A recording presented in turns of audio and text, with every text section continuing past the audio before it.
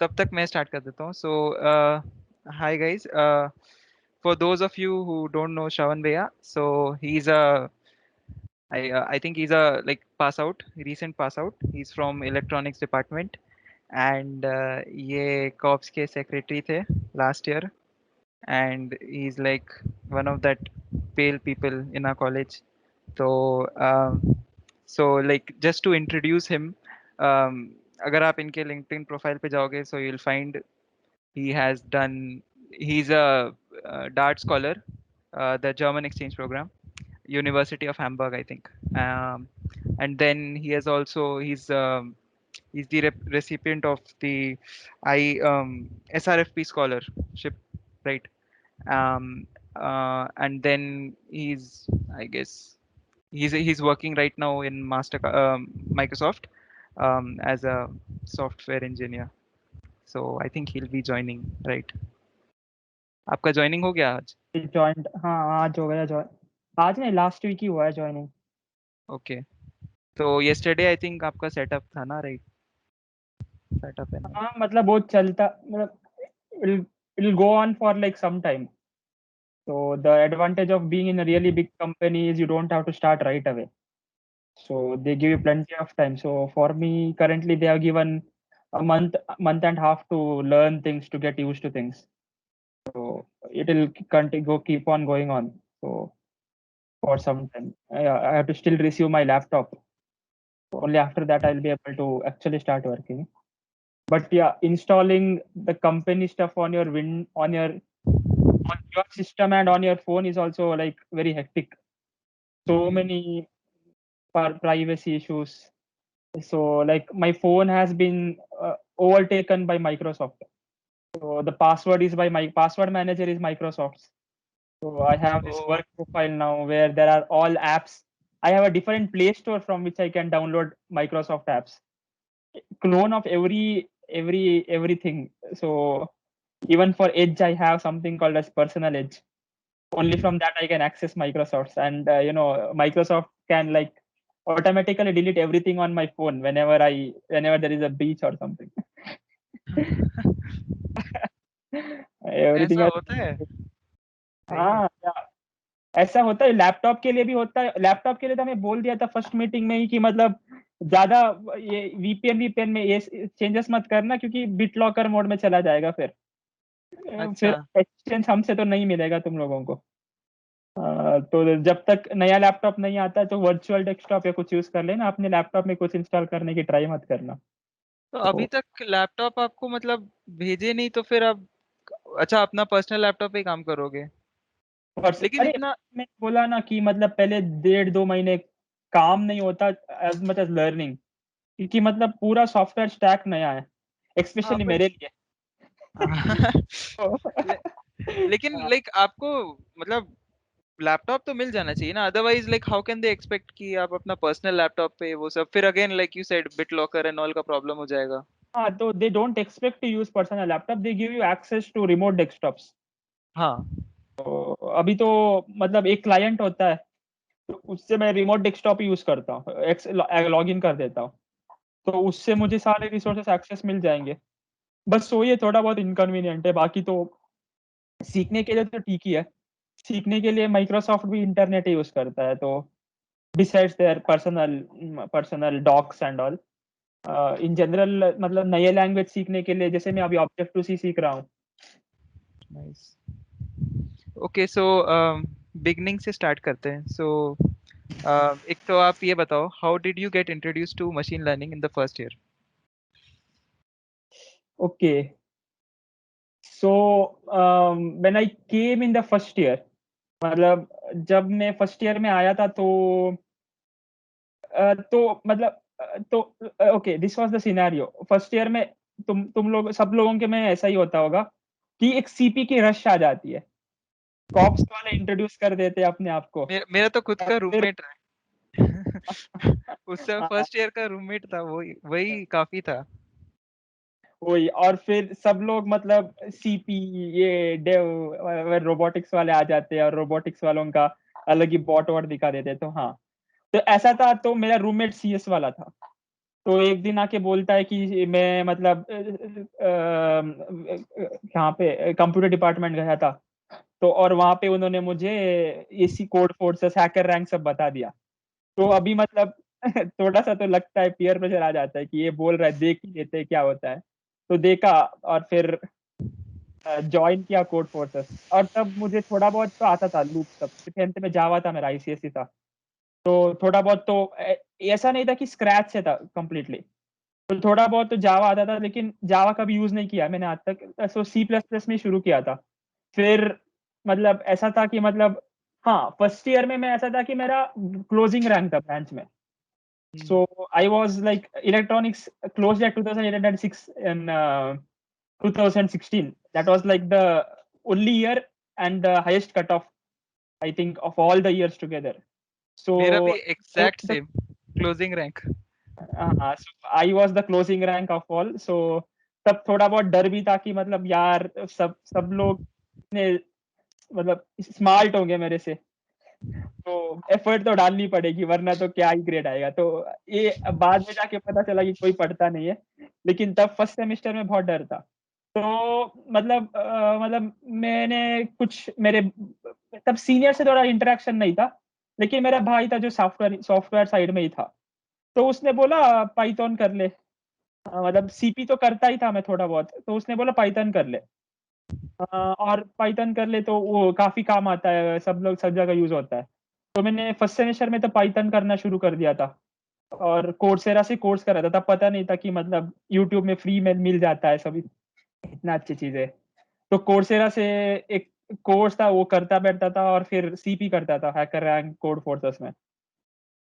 हाँ, तो वही है, फर्स्ट ईयर के मतलब फर्स्ट सेमेस्टर के एंड में मतलब कुछ और दोस्त है ना, मतलब एनआईटी वाले, यहाँ पे वाले।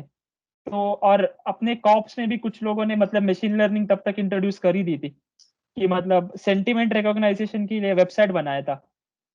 मतलब मणि गोयल भैया थे तब, उन्होंने वो डेमो दी थी। तो वो काफी मतलब तभी मतलब लगा था कि यार काफी अच्छा है, कि मतलब सेंटिमेंट बता देता है कि पॉजिटिव है कि नेगेटिव है। तो और वो और मतलब एनआईटी सूरतकल में मेरे दोस्त थे कुछ, उनके वो इंट्रोड्यूस हो ही गया था। तो हमने साथ में डिसाइड कर लिया था कि हाँ मतलब फर्स्ट सेमेस्टर के एंड में दिसंबर के आसपास मतलब एंड्रयू एनजी की मशीन लर्निंग कोर्स शुरू करनी है। और तब ऐसा भी था कि मतलब किसी को पता नहीं था मशीन लर्निंग क्या होता है।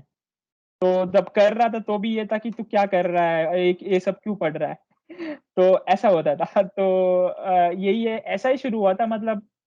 It was not something like, yeah I was exploring everything, but that was luckily the first thing I came across, so after CP. So लेकिन in December it was not like I wanted to go to machine learning. In December it was full CP mode. तो अगर तुम लोगों को पता है कि मतलब दिसंबर में अपना कॉप्स का ये होता था कॉन्टेस्ट फ्रेशर्स के, हाँ एनपी कम्पीट ना, हाँ। एनपी नहीं, सीपीजी सिलेक्शन टेस्ट, सॉरी या। हाँ, तो बहुत सारा क्रेज था तब कि मतलब सिलेक्शन टेस्ट में सिलेक्ट होना है। तो मैं तो सीपी करता था। तो हाँ, सिलेक्ट हो भी गया था, मैं फिफ्थ आ गया था कॉलेज में तब, कि तब सीपी भी सही चल रहा था। तो फिर वही है कि फिर मैंने मतलब वो जनवरी में था, तो जनवरी से मैं तब मैंने सीरियस मशीन लर्निंग करना शुरू कर दिया, कि मतलब कोर्स करने लग गया, फिर डीप लर्निंग के कोर्सेज पे चला गया। हाँ, फिर कॉम्पिटिशन्स थे, उद्यम के कॉम्पिटिशन थे, प्रस्तुति का कॉम्पिटिशन था मशीन लर्निंग का। तो मतलब मेरा सबसे पहला एक्सपोजर और मतलब इंटरेस्ट, मैं तो बोल सकता हूँ कि उसी से आया था। तो इसलिए ब्रांच फेस्ट में पार्टिसिपेट कर लो। तो मतलब सबसे पहले एक्सपीरियंस मतलब उद्यम में तो कुछ ये था, इमोशन रिकॉग्निशन था, जो कि मतलब हो नहीं पाया at the end of the day मेरे से। लेकिन तब जो प्रोसेस है ना कि मतलब एक 30, हाँ, मेरे पास 32 बिट का लैपटॉप था तब, एसर का, बहुत पुराना, अच्छा। हाँ, 4 GB रैम वाला। वहां पे मतलब साइकिट लर्न में मतलब एक मतलब क्या हुआ था कि मतलब इमोशन रिकॉग्निशन था, तो हमने डेटा सेट खुद से ढूंढा था। एक प्राइवेट डेटा सेट था, उनको रिक्वेस्ट करके भेजा था। और मैं और मेरे दोस्त ने बैठ के उसको पूरा एनोटेट किया था। इमोशन क्या है। और फिर उसको साइकिट लर्न यूज करके, साइकिट लर्न की मतलब न्यूरल नेटवर्क और एसवीएम यूज करके ट्रेन करने की ट्राई की थी।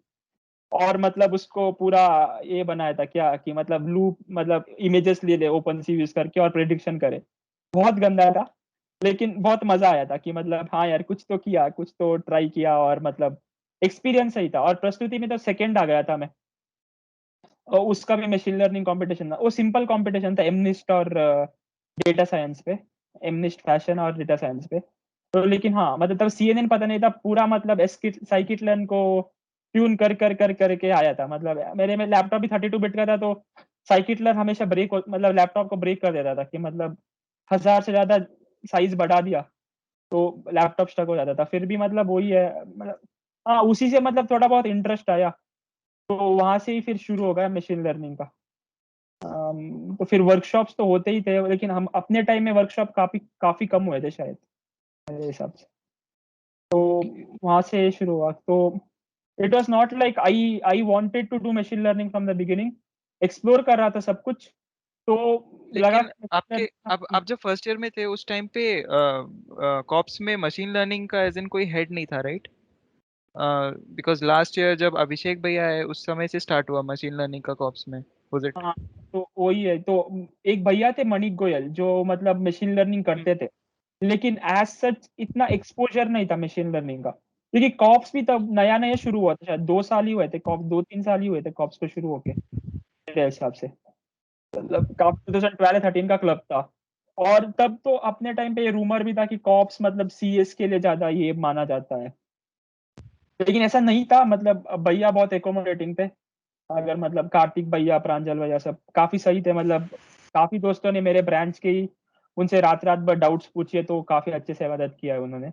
लेकिन हाँ वही है कि मतलब तब इतना मतलब मशीन लर्निंग का एक वर्कशॉप हुआ था अपना, और एक डेमोन्स्ट्रेशन दिखाया था, तो मशीन लर्निंग के लिए इतना थे। लेकिन कार्तिक भैया, प्रांजल भैया दोनों CP के थे, मतलब ICPC। प्रांजल भैया तो तब ICPC के मतलब वर्ल्ड फाइनल जाने के लीड कंटेंडर थे, तो तब तो CP का बहुत हवा चलता था। तो सब लोग CP के पीछे ही पड़े रहते थे, सब लोग नहीं, कुछ लोग।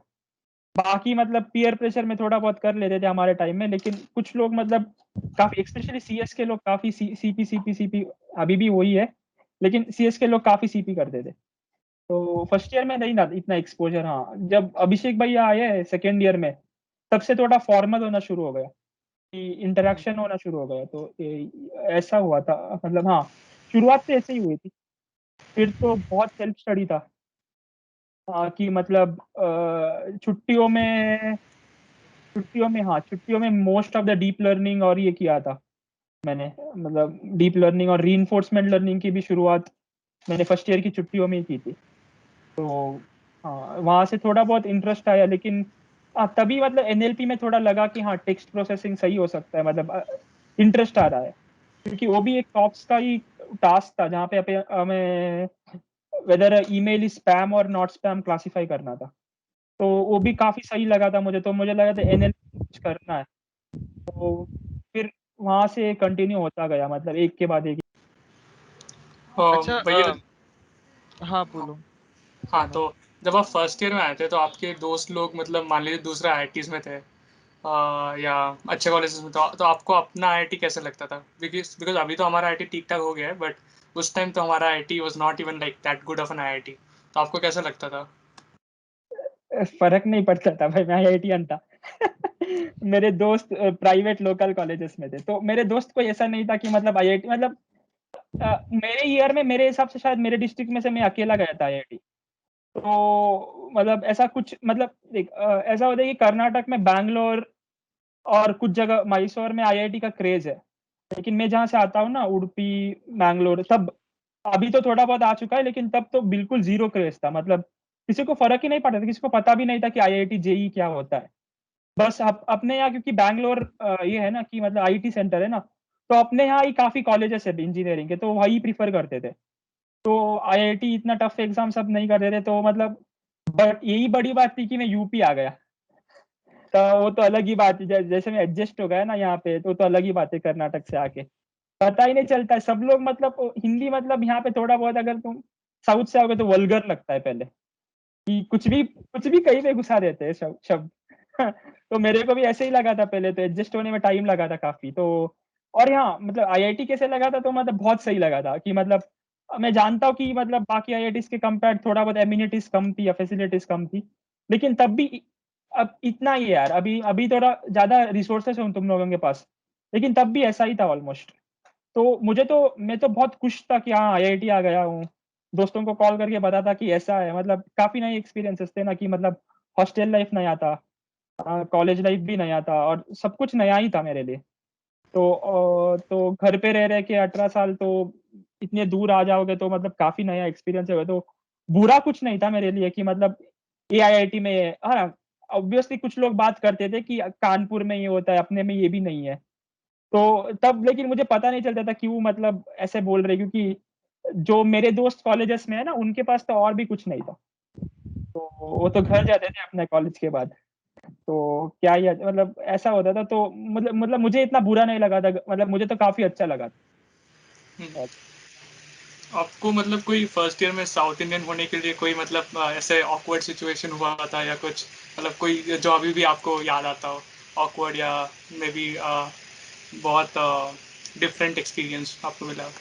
ऑकवर्ड सिचुएशन तो नहीं था, लेकिन हाँ साउथ इंडियन में जब मैं हिंदी बोलता था, अभी भी ऐसा आता है कि नहीं पता नहीं, तब बहुत हंसते थे लोग कि मतलब क्या एसेंट है तेरी, तो मतलब गाली देगा तो भी प्यारा लगेगा बहुत। तो मतलब ऐसे में पहले तो मैं गाली नहीं देता था, तो ऐसा हुआ था कि मतलब आया था तो सब लोग गाली दे रहे थे, मतलब मुझे लगा कि यार ये कैसे बात कर रहे थे, तब तो लिटरल मीनिंग लेता था ना मैं कि मतलब यही होता है। तो ऐसा ऐसा ऐसा करके मतलब थोड़ा बहुत इरिटेट होता था। तो कुछ दोस्त थे जो इनको समझ गए कि मुझे हिंदी आती है, और मैं मतलब थोड़ा बहुत मतलब ऐसा होता था ना कि south Indians always kept to themselves. तो अगर तुम लोगों को पता है कि association of Tamil people, association of Andhra people बहुत स्ट्रांग है अपने कॉलेज में, तो आते ही वो उनके पास चले जाते कि, और मेरे तो ये भी इंसिडेंट पता है कि जब मैं आया था कुछ तमिल लोग गूगल कर रहे थे how to change IITs, because literally sick of like everyone speaking in Hindi, and they could not understand Hindi, and that time they did not even want to try to, so they were quite worried like what have they done, but हाँ तो मैं हिंदी आता था, तो मेरे कुछ दोस्तों को पता चला हिंदी आता है, तो मुझे मतलब एक बार रूम पे लेके गए थे और मुझे सब सिखाया था कि देख ये शब्द ये नहीं होता, ये शब्द ऐसे यूज होता है, तो वो सारे गाली सिखा दी थी उन्होंने, वीडियो दिखा के कि मतलब हेरा फेरी मूवी सब होती है ना, वो वहां पे वो सब दिखा के सीन दिखा के सिखाए थे कि ये देख जब तुम ये शब्द बोलते तो लिटरली ये मीनिंग होता है। तो उसके बाद लगा कि यार गाली तो नॉर्मलाइज्ड है। गालियां तो नॉर्मलाइज्ड हो गई थी सब, और हिंदी भी मतलब काफी मतलब उनके साइड पे एडजस्ट हुआ था, तो ऐसे इंसिडेंट्स हुए थे। और बाकी बाकी मतलब वही था, मतलब फर्स्ट ईयर में मतलब मेरा डायरेक्शन सेंस बहुत खराब है, तो मतलब मैं अपने इलेक्ट्रॉनिक्स डिपार्टमेंट नहीं जा पाया था एक बार, तो मतलब ऐसे घूम घूम के मैं मतलब तुम्हें पता है ना राजपुताना के पीछे एग्रीकल्चरल साइड, हम्म। एग्रीकल्चर के पीछे नहीं फार्म से LT के हाँ पास, उस तरफ है, हाँ। करने के लिए घूम घूम के वहां पे BHU के साइड चला गया था कि मतलब कहाँ जाऊं, फिर पता ही नहीं चला था कैसे वापस आना है, तो मैं बहुत खो जाता था फर्स्ट ईयर में, क्योंकि मतलब इतना बड़ा कैंपस होता था और सेंस ऑफ डायरेक्शन तो मेरा जीरो था, तो लेक्चर थिएटर जाने के लिए मैं किसी को फॉलो करता था। फिर मैं किसी के पीछे भी जाता था कि हाँ ये भी अपने कोर्स में इसके पीछे जाता हूँ मैं, तो मैं पहुंच ही जाऊंगा। फिर तो वही है, दोस्त बन गए अपने ब्रांच के, इंडक्शन प्रोग्राम था। तो हाँ इंडक्शन प्रोग्राम काफी मजेदार था कि मतलब मुझे पता नहीं तुम लोगों को था कि नहीं, लेकिन हम लोगों को 1 महीने का इंडक्शन प्रोग्राम होता था, तो पूरे महीना अपन का कॉलेज नहीं होता था, तो घुमाने वुमाने लेके जाते थे पूरे, मतलब वाराणसी घुमाया था, सारनाथ वारनाथ, तब मतलब वही है, वो इंडक्शन प्रोग्राम की वजह से लगा था मस्त जगह आ गए।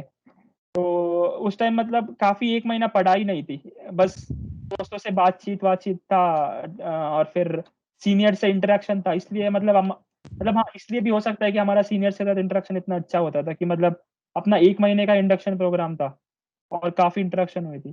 तो मैं तो ये नहीं बोलूंगा कुछ specific moments, but overall experience ही मेरे लिए काफी काफी अच्छा था और काफी काफी नया था, तो ऑलमोस्ट सब कुछ याद ही है एक टाइप से। Okay. Like you were a part of Corps, right? But like you were a part of other clubs as well. तो मुझे तो पता है कौन से क्लब्स में थे आप, बट ऐसे ही आप अपने से बता दो एज इन बाकी लोगों के लिए कि हाँ first year and second year में which clubs were you involved in? First and second year में मेरा फिलोसफी था कि जितना हो सकता है उतना करना है, नया करना है। हाँ तो ऐसा था कि मतलब हर कुछ ट्राई करना चाहता था मैं। तो हाँ एक मेमोरेबल इंसिडेंट भी याद आ गया मुझे बहुत, वो मैं बाद में बताऊंगा, काफी एम्बैरेसिंग इंसिडेंट है वो, लेकिन ठीक है। तो पहले क्लब्स के जाते हैं, तो मैं कॉप्स पे तो था ही, क्योंकि मतलब सीपी तो करता ही था।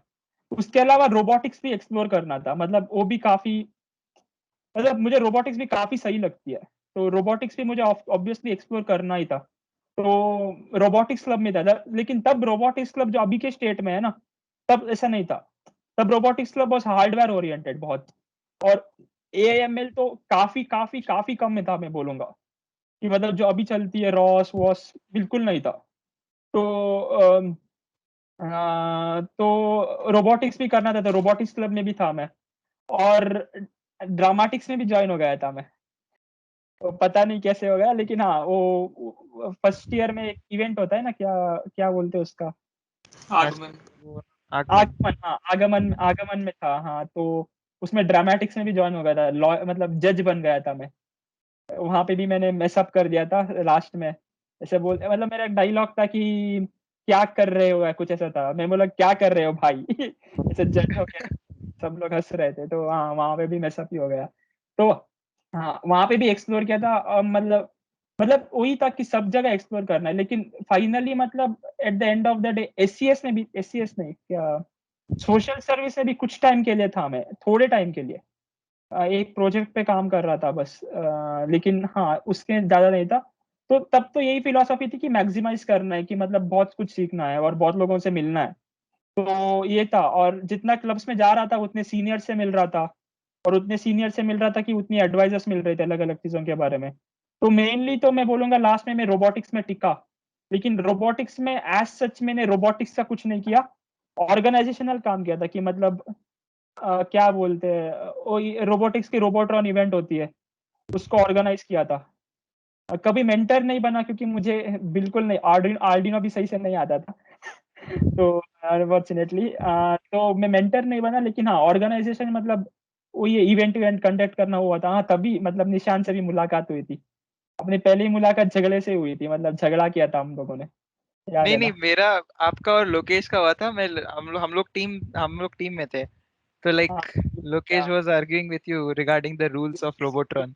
लोकेश तो मारने आ गया था, क्या ही बोलूं मैं ऐसे ऊपर ऊपर मारने आ गया था हाँ।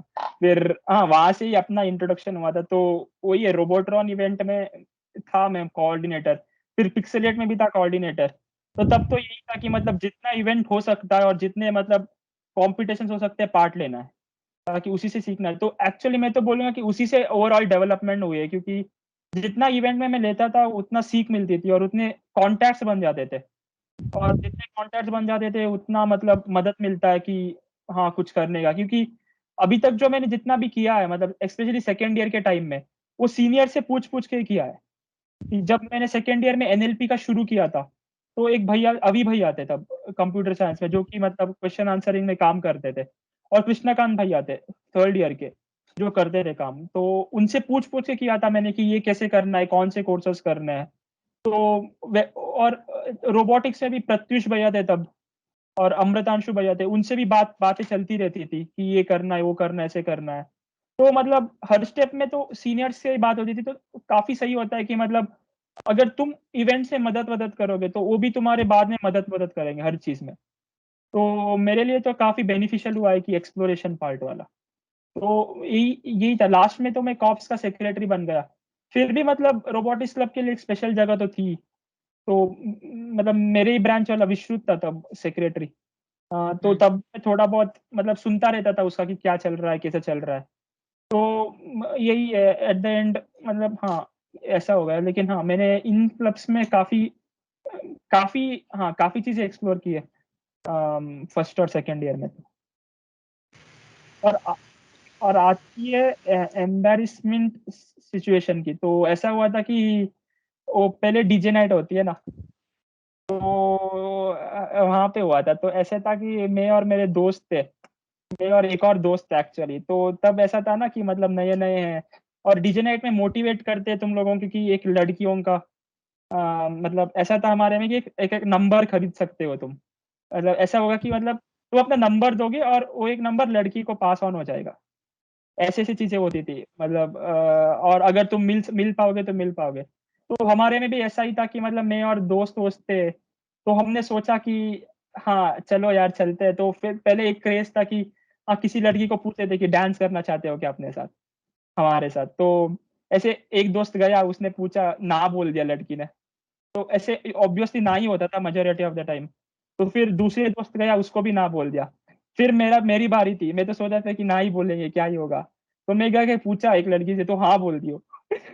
अभी प्रॉब्लम है अभी प्रॉब्लम ये था कि यार मुझे डांस करना आता ही नहीं है, तो नाच ही नहीं पा रहा था मैं। तो मतलब बहुत ही ऑकवर्ड सिचुएशन बन गया था वहां पे, कि मतलब वो अच्छे से नाच रही थी और मुझे मैं नाच ही नहीं पा रहा था, क्योंकि मुझे आता नहीं, मतलब इतना सोचा ही नहीं था कि यार मतलब पूछने के बाद नाचना भी होता है। कि तब तो इतना मतलब दो लोगों का फेल हो गया था, तो लगा था कि यार ना ही बोलेंगे ऑब्वियसली। तो वहां पे एक बहुत ही ऑकवर्ड सिचुएशन बन गई थी, मैं नाच नहीं पा रहा था। तो 2 मिनट के बाद कट हो गया, मतलब इधर उधर चले गए अपन की ठीक है नहीं हो रहा लेकिन वो बहुत ऑकवर्ड सिचुएशन की थी। वो पूछ रही थी कि तुम्हें डांस नहीं आती है क्या? मैंने बोला नहीं आती है। तो वो बोली कि पूछा क्यों फिर तो ऐसे हो गया था। तो ये एक बहुत ही एम्बैरेसिंग और ऑकवर्ड सिचुएशन थी तब की। हाँ लेकिन हाँ ऐसे ही था एक्सप्लोरेशन, मतलब यही था बस। मतलब पढ़ाई के लिए एक्सप्लोरेशन नहीं था। कॉलेज भी बहुत घूमते थे, मतलब पूरे साइकिल में, मतलब पूरा कॉलेज को साइकिल में बहुत बार घूमा है। मतलब ऐसे 5 बजे के आसपास में और मेरे दो साइकिल ले लगे जाते थे, और पूरा BHU घूमते थे, बाहर जाते थे, चले जाते थे साइकिल लेके। तो हाँ काफी चीजों से काफी मतलब और आप जब फर्स्ट ईयर में थे आपको मतलब आइडिया था कि आप सेक्रेटरी बनेंगे कॉप्स के, या मतलब इतना, या आपका कुछ मतलब ड्रीम था कि मुझे ये करना है या वैसे करना है कुछ टाइम? बिल्कुल नहीं भाई, इधर तो अच्छे अच्छे मार्क्स लाने थे फर्स्ट ईयर में। जैसे कि मैंने बोला ना कि फर्स्ट ईयर में बहुत डर लगता था कि सब लोगों की अच्छी अच्छी रैंक है, तो क्या मतलब कुछ कर पाऊंगा। तो फर्स्ट ईयर तो यही डर था कि मतलब हाँ सीखना तो है, मतलब हाँ मेरा फर्स्ट ईयर में ऐसा था कि मैं इलेक्ट्रॉनिक्स में ही जाऊंगा, एक फोर्स था ठीक है ना, कि मतलब मैंने ब्रांच चेंज का फॉर्म भी नहीं भरा था। मैं DR1 था फर्स्ट ईयर में, और मैंने फर्स्ट सेम में सॉरी, और मैंने ब्रांच चेंज का फॉर्म भी नहीं भरा था, क्योंकि तब इतना था कि इलेक्ट्रॉनिक्स से जाऊंगा फर्स्ट और सेकंड सेम में। मतलब तब तो यही, मतलब आया था मैं इलेक्ट्रॉनिक्स ही लेने के लिए, कि मतलब CS में तब इंटरेस्ट ही नहीं था बिल्कुल भी। और मतलब मेरे घर में जो भाई भाई है जो भी इंजीनियर्स है, वो सब इलेक्ट्रॉनिक्स इंजीनियर्स ही थे। तो मतलब तब तो चिप बनाने का क्रेज था। और यही है, प्रोसेसर्स की बहुत क्रेज थी कि कंप्यूटर्स बनाना है ऐसे। तो मैं बहुत ही एडमेंट और परसिस्टेंट बन रहा था कि इलेक्ट्रॉनिक्स इंजीनियरिंग में ही जाना है। तो लेकिन हाँ तो वो बदल गया, क्योंकि मतलब दो रीजंस थे बदलने का। एक तो मतलब अपना कॉलेज कोर डिपार्टमेंट से मोटिवेट करने के लिए काफी कुछ चीजें नहीं करता, एक्टिविटीज या कुछ भी बोलो। और दूसरी चीज मतलब नॉन कोर के क्लब्स इतने स्ट्रांग है ना, कि मतलब कोर में कुछ सोचना भी मुश्किल ही है, खुद से एफर्ट डालनी पड़ती है, और कुछ गाइडेंस नहीं मिलता है क्योंकि सीनियर्स भी कोई करता नहीं है। तो उसके वजह से डिमिनिश हो गया। और मशीन लर्निंग CP तो था ही, तो ऐसा हो गया। तो फर्स्ट ईयर में ऐसा कुछ नहीं था कि सेक्रेटरी बनना, या मतलब मशीन लर्निंग था भी नहीं दिमाग में। मुझे तो प्रोसेसर्स और सर्किट्स में जाना था। तो लेकिन हाँ वही है, मतलब कुछ लोगों ने बोला था कि पाइथन सीख लो, पाइथन सब जगह काम आता है, और C++ सीख लो, सर्किट्स वर्किट्स बनाने में भी काम आता है। तो मैं ये दोनों सीखा था पहले। फिर बाद में बात अलग है कि सेकेंड सेमेस्टर के एंड में लगा कि हाँ मतलब मशीन लर्निंग ही काफी इंटरेस्टिंग है। लेकिन फर्स्ट ईयर में मेरा कुछ ऐसा गोल्स नहीं था। बस फर्स्ट ईयर में ये था कि मतलब अच्छे नंबर लाने, और ऐसा नहीं होना है कि क्लास में फिर से लास्ट आना है, ये था गोल। और हाँ यही था। फर्स्ट ईयर में तो कुछ ऐसा नहीं था कि सेक्रेटरी बनूंगा, ये बनूंगा, कुछ नहीं और आपकी सीपीआई मतलब कितनी थी फर्स्ट ईयर के था। एंड में? फर्स्ट ईयर के एंड में तो 9.6 समथिंग थी। तो हाँ फिर तो बढ़ता गया है, घटता गया है। तो ये फर्स्ट सेम में 9.55 आई थी, सेकेंड सेम में 9.7 या कुछ आया था। तो 9.61 या कुछ था, 9.76 से कुछ आया था। तो 9.61 या 62 था फर्स्ट ईयर के एंड में। हाँ तो वही है। तो तब मतलब फर्स्ट ईयर में ही पता चला था कि कोई पढ़ता नहीं है, मतलब CPI, मतलब अगर एफर्ट डालोगे तो CPI लाना कोई मुश्किल बात नहीं है अपने कॉलेज में। हाँ फिर बाद में पता चला जब इलेक्ट्रॉनिक्स इंजीनियरिंग कोर सब्जेक्ट्स आए कि यार बहुत मुश्किल है CPI लाना, क्योंकि अपने प्रोफेसर्स तो बहुत ही स्ट्रिक्ट ग्रेडिंग करते हैं कर्व के ऊपर। लेकिन फर्स्ट ईयर में हाँ सेकेंड सेम तो काफी मतलब ठीक ठाक है तब, लेकिन पढ़ाई पे ज्यादा फोकस होता था, क्योंकि जैसे अभी तुम्हारा है ना कल्चर, मतलब कि तुम्हारे फर्स्ट ईयर में इतना इंट्रोडक्शन हो गया है तुम लोगों का, और तुम्हारे फर्स्ट ईयर में भी तुम्हें ऐसे सब एक्टिविटीज करा रहे कि गैंस पे असाइनमेंट दे दिया या किसी और पे असाइनमेंट दे दिया। हमारे टाइम में कुछ नहीं था, हमारे टाइम में ट्रांसफॉर्मर्स आया ही था तब, और गैंस भी नए नए ही थे, किसी ने अच्छा कुछ किया नहीं था। तो सब ऑलमोस्ट सब डीप लर्निंग लाइब्रेरीज भी नए ही थे तब, टॉर्च डेवलप नहीं था इतना, टेंसरफ्लो भी बहुत नेटिव में था। तो वही है कि मतलब काफी कुछ खुद से ही सीखना पड़ा था हमें। और इतने जो रिसोर्सेस अभी मिलते हैं ना किसी फील्ड के लिए, वो अब हमारे टाइम में बिल्कुल नहीं था। तो ये तब फेस रिकॉग्निशन की लाइब्रेरीज अभी तो इतनी आसानी से मिल जाती है, तो मैं उद्यम के ट्राई कर रहा था, तो ऐसे कुछ लाइब्रेरी नहीं थी तब, ऐसे मतलब पूरा कोड था जो चलाना पड़ता था, टेंसरफ्लो का मॉडल वॉडल लोड करके, इतना बड़ा बड़ा कोड बेस था। ऐसे लाइब्रेरीज नहीं थी कि मतलब पिप इंस्टॉल कर लो और वो सब कुछ कर देगा वो तुम्हारे लिए। तो हाँ, काफी अलग सिनेरियो था, और हाँ, पढ़ना पड़ता था हमें काफी, हाँ, कुछ से ही। Okay. So, like, can you tell us what is the most interesting topic that you find in machine learning and why? काफी डिफिकल्ट क्वेश्चन है, मतलब इंटरेस्टिंग टॉपिक तो मतलब मेरे एक्सपीरियंस में मेरा इंटरेस्ट काफी मतलब नए नए चीजें सीखते सीखते चेंज हुआ है। तो सेकेंड ईयर में सबसे इंटरेस्टिंग टॉपिक था मेरे लिए क्वेश्चन आंसर, कि एक पेपर था कि एक पेपर में एक सेंटेंस था कि मतलब any and every problem in the world can be formulated as a question answering problem. कि मतलब कुछ भी प्रॉब्लम ले लो, मशीन ट्रांसलेशन ले लो, what is the translation of X in English, question हो गया वो। और कुछ भी ले लो कि मतलब कोई नॉन एआई का भी, नॉन मशीन लर्निंग का भी ले लो, इमेज क्लासिफिकेशन का, what class does this belong to. तो almost everything can be posed as a question answering था। तो उससे मैं जब और ये मैं स्टैनफोर्ड का कोर्स कर रहा था एनएलपी में, तब मुझे मतलब इसके अक्रॉस आया था कि डायनामिक मेमोरी नेटवर्क था इस पेपर का नाम। तो उन लोगों ने ये टास्क अचीव करने की ट्राई की थी तब, कि मतलब सब टास्क एक ही नेटवर्क से करना है हमें, क्वेश्चन आंसरिंग एज सब टास्क का question answering as a formulate करना है। तो मतलब मुझे क्वेश्चन आंसरिंग में तब काफी इंट्रिग था मैं, कि मतलब हाँ, ये काफी सही है, क्योंकि इसमें मतलब काफी सारी चीजें डिफरेंट थी। कि तब जब अभी की सिचुएशन है ना कि बर्ट वर्ट आ गए हैं, और मतलब तुम्हारे सिमेंटिक्स ऑलमोस्ट बहुत सही हो गए, तब ऐसा नहीं था। तब एलएसटीएम्स थे, आरएनएन था, और डेटा सेट का भी स्केल इतना बड़ा नहीं था जितना अभी है। तो वही था कि मतलब डेटा सेट्स में ट्रेन कर देते। तो क्वेश्चन आंसरिंग एक इंट्रीगिंग था उस बात के लिए कि मतलब ऑल टास्क हाँ can be solved as a question answering problem. दूसरा ये भी था कि मतलब question answering in terms of chat bots और कुछ भी हो, कि काफी मतलब काफी इंपॉर्टेंट होती है उसकी। कि मतलब अभी तो क्वेश्चन आंसरिंग बॉट्स तो हर जगह है, एलेक्सा से लेके गूगल होम, सीरी, और ये काफी कॉमन बन रहा है।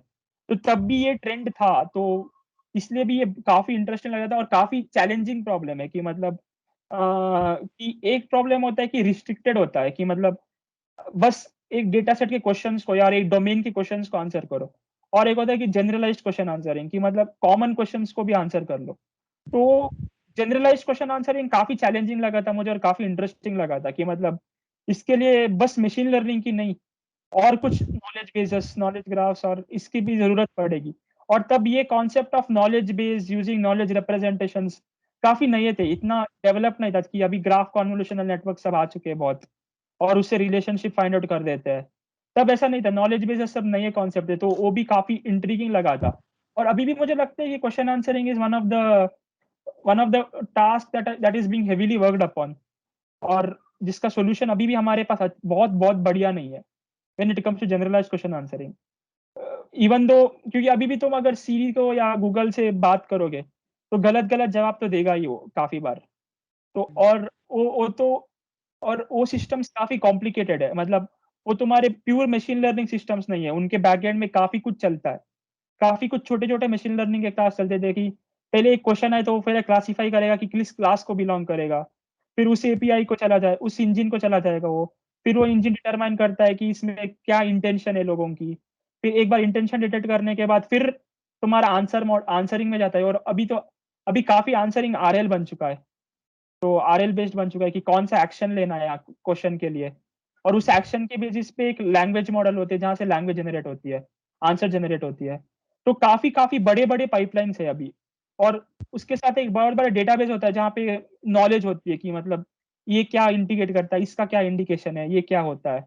तो इन सब से काफी ज्यादा फील्ड की मिक्सचर है इस फील्ड में, क्वेश्चन आंसरिंग के फील्ड में। तो तब भी इसके आइडियाज तो पता ही थे मुझे कि मतलब हाँ ये है। Even though it was not widely popular but people conceived this ideas. तो मुझे लगा था कि वाइड वैरायटी है, तो मुझे ये सबसे अच्छा लगता था। इसके अलावा बाद में तो मुझे रीइंफोर्समेंट लर्निंग पे भी काफी इंटरेस्ट आया, क्योंकि learning through experience was kind of very interesting and a new thing to me. कि मतलब you can train some systems not through supervision but by just simulating them in the environments। और ये concept भी काफी सही था। और तब तो अल्फा गो, तुम्हारे चेस इंजिन्स ये भी आ गए थे, तो काफी हल्ला उल्ला मच रहा था कि हाँ आरएल वारएल। तो तब यही अच्छा लगता था कि यार समझ आता है मुझे अल्फा गो को कैसे किया है, कि मतलब एक कॉन्सेप्ट समझ आती है मुझे, तो यही अच्छा लगता था। तो हाँ, तो ये भी काफी सही लगता है। तो अभी तो मतलब हाँ, अभी तो सबसे सबसे चैलेंजिंग प्रॉब्लम यही है कि जनरलाइज्ड एआई वाला, कि मतलब क्या हम एआई को, क्या करंट फॉर्म ऑफ एआई को हम जनरलाइज कर पाएंगे इतना। तो ये भी प्रॉब्लम है। लेकिन हाँ, अभी अभी के स्टेट में देखोगे तो काफी कुछ लाइक हमारे टाइम में था कि एलएसटीएम्स बनाओ ये बनाओ, अभी तो ये नहीं है। अभी तो तुम्हारे मतलब लाखों बर्ट मॉडल्स पड़े हुए हैं ट्रांसफॉर्मर्स लाइब्रेरी में, जो चाहिए अपने टास्क के लिए उठा लो, डॉट प्रिडिक्ट कर लो डायरेक्टली। तो मतलब अभी तो हाँ, ये एक कल्चर बन चुका है कि किसी के लिए भी बर्ड उठा लो, फाइन ट्यून कर लो और नया स्टेट ऑफ द आर्ट ले लो। लेकिन तब ऐसा नहीं था, तब काफी अलग अलग टाइप ऑफ थिंकिंग होती थी, एटलीस्ट 2017 में। फिर पॉपुलराइज होते गया। हाँ, तो फिर मैं ये बोला कि मतलब सबसे चैलेंजिंग और अच्छा प्रॉब्लम क्या है पता नहीं, क्योंकि मैं मतलब अभी मैंने भी इतना एक्सप्लोर नहीं किया है एक डोमेन में। क्योंकि मेरा ऐसा था कि मतलब एक्सप्लोरर बोल सकते हो, कि मतलब मैं थोड़े टाइम के लिए क्वेश्चन आंसरिंग में था। फिर मैंने मतलब सेकेंड ईयर के थर्ड सेम में मैं क्वेश्चन आंसरिंग करता था, और फोर्थ सेम में भी। और फोर्थ सेम में मैंने मल्टीटास्क लर्निंग भी एक्सप्लोर किया था। तो वो भी काफी अच्छा लगा था कि मतलब बहुत सारे टास्क को यूज करके एक टास्क को इम्प्रूव करना। तो वो भी रियल लाइफ में काफी एप्लीकेशन मिला था। और मैं फिर सेकेंड ईयर का इंटर्न आरएल में था। तब RL as a real world problem solver काफी इंटरेस्ट लगा, क्योंकि मैंने भी आरएल में रियल वर्ल्ड प्रॉब्लम पे काम किया था, माइक्रोग्रिड नेटवर्क्स पे। तो तब उस पे लगाया था, तो लगा था कि हाँ आरएल काफी हद तक वहां पे भी यूज हो सकता है। और उस लैब में काफी मतलब ट्रैफिक फ्लो उस सब में काम होते थे, कि मतलब आरएल इन रियल लाइफ कैसे लगाते हैं रियल वर्ल्ड। तो वो भी काफी सही लगा। फिर मैंने थर्ड ईयर में डबिंग पे काम किया, वो तो और भी इंटरेस्टिंग लगा। और अभी तो मुझे डबिंग में ही काफी इंटरेस्ट आता है, क्योंकि dubbing is basically as you know is a audio visual translation, मतलब एक लैंग्वेज से दूसरे लैंग्वेज पे। तो उसमें काफी सारे कंपोनेंट्स आते हैं, like machine translation, speech synthesis, lip syncing, जिसमें गैन्स वैन्स की आती है कि मतलब होल्टों को बदलो। तो ये भी काफी interesting mixture of different ideas है for to tackle a problem. तो ये भी काफी इंटरेस्टिंग। तो as I explore more and more, तो मुझे लग रहा है कि काफी नए नए चीजें आ रहे हैं, और काफी एक चीज में मतलब इंटरेस्ट चेंज होते रहते हैं। तो अगर मेरा सबसे फेवरेट प्रॉब्लम अभी पूछोगे तो वो डबिंग ही है, जो मैं अभी काम कर रहा हूँ। लेकिन हाँ, ये नहीं बोलूंगा कि वो सबसे इंटरेस्टिंग प्रॉब्लम है और सबसे चैलेंजिंग प्रॉब्लम है। As we explore more things, काफी सारी चीजें, नई चीजें पता चलती है, तो काफी सारे इंटरेस्ट बदलते रहते हैं मेरे हिसाब से। So like I think you have three publications, right? तो उसमें से दो I हाँ, guess conference papers है and one is in a workshop, workshop. right? Yeah. हाँ, So like I mean how important is having a publication for research according to you? And like why should one publish papers? um, it depends how important it is on the field you work. Like if you work in the area of theoretical RL, you are not expected to publish anything very serious, क्योंकि मतलब it is a very difficult field for bachelors. And कोई तुम्हें expect नहीं करेगी कि तू 4 साल में कुछ थियोरेटिकल पब्लिश कर दिया। बट अगर तुम प्रैक्टिकल कर रहे हो और कई अच्छी जगह इंटर्नशिप कर रहे हो, तो it is definitely a positive sign. And it is a motivator also कि मतलब you have done something that has been published now, and when it gets published it gives you more motivation to work forward. वरना result ही नहीं आएगा तो you will B saturated in a field, right? So like you will B saturated कि मतलब इतना कर दिया, result ही नहीं आया, बस एक गिटहब में थोड़ा सा कोड रखा है। तो I think mentally it is very important for you to publish your works as you go head. It is not necessary, मतलब रियल वर्ल्ड में नेसेसरी नहीं है, क्योंकि अगर तुम्हें मास्टर्स भी करना है या किसी कंपनी में जॉब भी लेना है, तो even if you don't have a publication they don't mind. They see your skills, like you may have other skills, like you may be good in Kaggle, and even that will land you very great data science jobs or data, or you may have a very good research experience or very good research internship or very good industrial internship. Even that is for sufficient for you to land in masters or some good college for pursuing your higher studies. तो ऐसा नहीं बोलूंगा कि absolutely necessary paper publish करना, लेकिन it is a kind of a validation कि मतलब हाँ, जो तुम काम कर रहे हो that is something new, and when you do new work and it gets published, mentally it reinforces a lot कि हाँ, कि पब्लिकेशन हुआ है तो और अच्छे से काम करना है और ज्यादा काम करना है। तो आई थिंक दैर वो बहुत इंपॉर्टेंट होता है पब्लिकेशन करना। तो मेरे कॉन्टेक्स्ट में बोलूँ तो जब मैं आईआईएससी में था तो मेरे पहला पब्लिकेशन आया था, तो उसी की वजह से मैंने सोचा कि मतलब और रिसर्च करना है। So there was a break in second year where I had to choose between industrial internships and research internships. So after I went IISc, first of all I liked the research culture a lot, क्योंकि मैं industry के दोस्तों से जितना जानता था उनको ऐसे बोलते थे कि मतलब हाँ, मैंने सेकेंड ईयर में एक इंडस्ट्रियल इंटर्नशिप भी किया था एक कंपनी में, मशीन लर्निंग के साइड ही। So there you are told what to do and you have to do that. But whereas in research in IISc, you are not to told, you are not told what to do, but you are given a problem and you have to solve however you can and discuss it with your seniors or whoever your mentor was whenever you can. And your mentor also never forced you ये result मुझे आज ही चाहिए, और mentor never told you use this method only. He listened to us and told okay, try, if you feel this method is working, try this method. ऐसा था, तो वो काफी अच्छा लगा था। तो उसके वजह से, और the fact that we are going to publish something, so by the end of my internship in second year we knew that we are going to publish something, because we had because problem statement was quite different and we had some results that our sir thought was worth publishing. So that was even a greater motivator कि हाँ, कि research इतना मतलब research सही जा रहा है, तो why don't I continue in this only. तो ऐसा था। तो थर्ड ईयर में मैं तो इंडस्ट्रियल इंटर में बैठा भी नहीं था मैं, मतलब मैंने अप्लाई भी नहीं की थी, रेज्यूमे भी सही से डाला नहीं था इंटर्न के लिए, क्योंकि मैं तब तो श्योर था कि हाँ, थोड़ा बहुत रिसर्च साइड ही देखना है थोड़ा। और मेरा सीपीआई भी काफी अच्छा था, तो मुझे पता था कि मतलब स्कॉलरशिप्स तो मिल ही जाएंगे मुझे, अगर मैं ट्राई करूंगा सही से, एप्लीकेशन सही से लिखूंगा, और रिकमेंडेशन लेटर्स भी थे ही मेरे पास जो अभी के इंटर्न के। तो उसकी वजह से मैं काफी कॉन्फिडेंट था। तो ऐसे बोल सकते हैं कि मतलब उस पेपर की वजह से एक मेंटली एक ये मिला कि हाँ, what I am doing is working. So उस हिसाब से बहुत हेल्प आता है। और दूसरी चीज, it is very good to know that your work is coming into the light. मैं बस मशीन लर्निंग के लिए नहीं बोलूंगा, मैं हर एस्पेक्ट के लिए बोलूंगा कि मतलब डेवलपमेंट कर रहे हो या कुछ भी कर रहे हो, when your work comes into light in anywhere, on open source देख लो, ओपन सोर्स कर से और 4 लोगों ने स्टार कर लिया, 4 मतलब तुम्हारे दोस्तों ने नहीं, किसी और ने, तो वो भी एक वैलिडेशन है कि मतलब हाँ, मेरे दोस्त मेरे काम को फॉलो कर रहे हैं।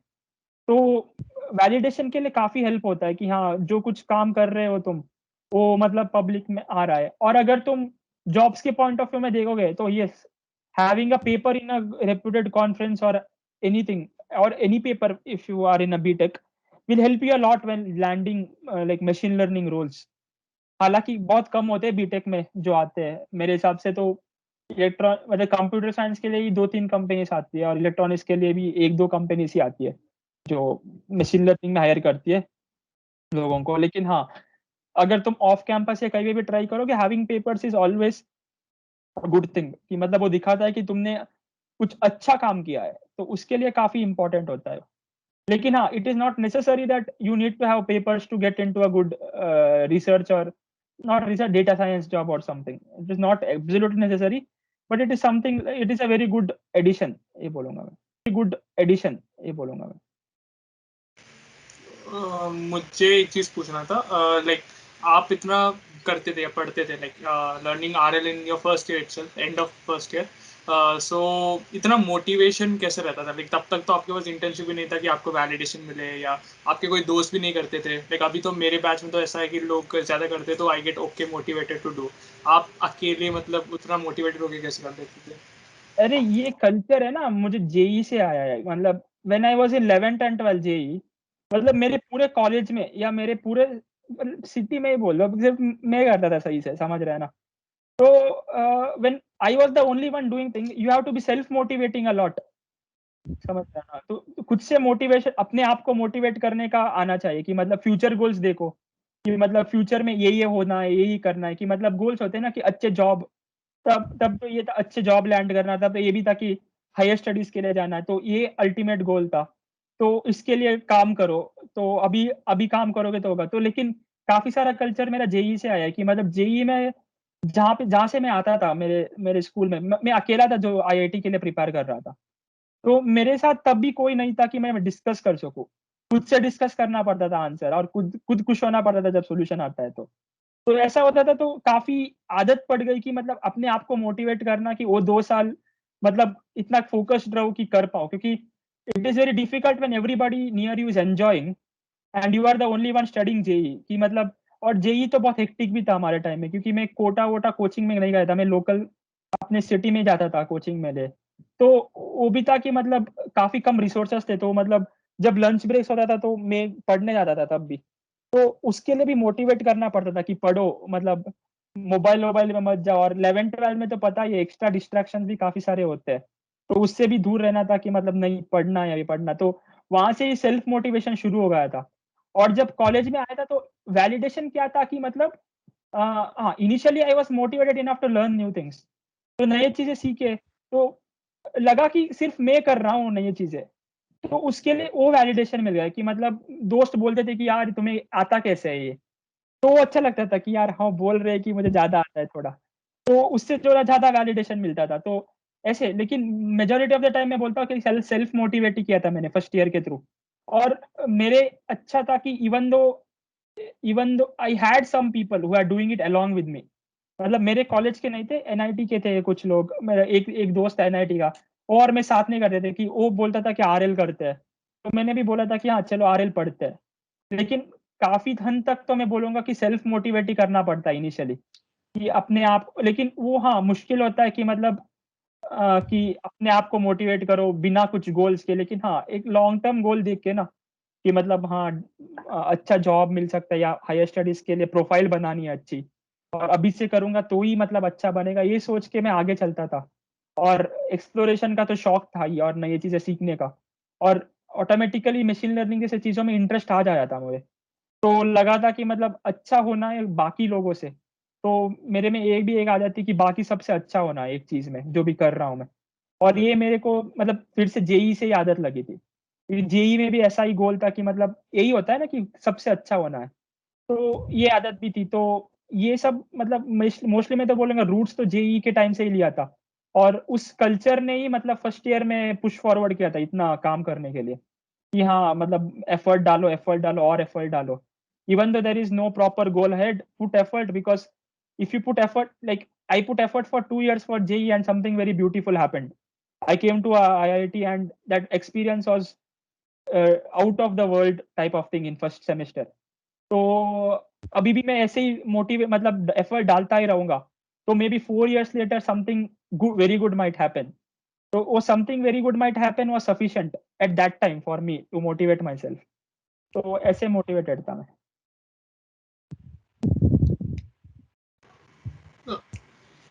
हाँ तो हाँ, तो आप जब डाड या मतलब SRPF के लिए अपियर कर रहे थे, तो आई गेस तब हमारे कॉलेज से भी बहुत कम ही लोगों का होता बहुत कम ही लोग RL वगैरह मशीन लर्निंग में जा रहे होंगे आई बिलीव. तो आपको कैसे लगा कि like you will be a good candidate for them? Like आप में ये मोटिवेशन कहाँ से था कि मतलब कॉन्फिडेंस कहाँ से था कि ये हो जाएगा यहाँ पे, या मतलब डाड में हो जाएगा वैसे? In fact Yeah, Uh, actually, I would also like to ask कि how did you know about all of this?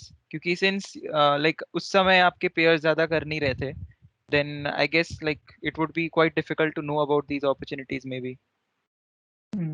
तो SRPF का मुझे याद नहीं है एग्जैक्टली कैसा था, या तो अभी भैया ने बोला था या मेरे एक NIT का दोस्त है जो मैं बात करता रहता उसने बोला था, मुझे ऐसे याद नहीं है।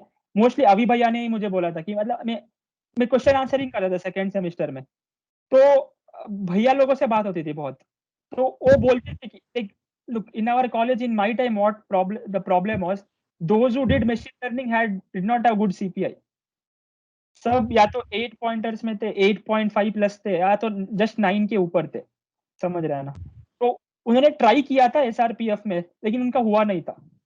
तो मैं मतलब अभी भैया से मोस्टली बात कर रहा था, तो अभी भैया ने बोला था कि ये प्रोग्राम होता है, इसमें ट्राई कर सकते हो। और उसी टाइम कुछ पैरेलली मतलब मेरे कुछ और दोस्त NIT में जो मशीन लर्निंग करते थे, उन्होंने भी बोला था कि SRPF होता है, ट्राई कर सकते हो, IISc में लग जाए।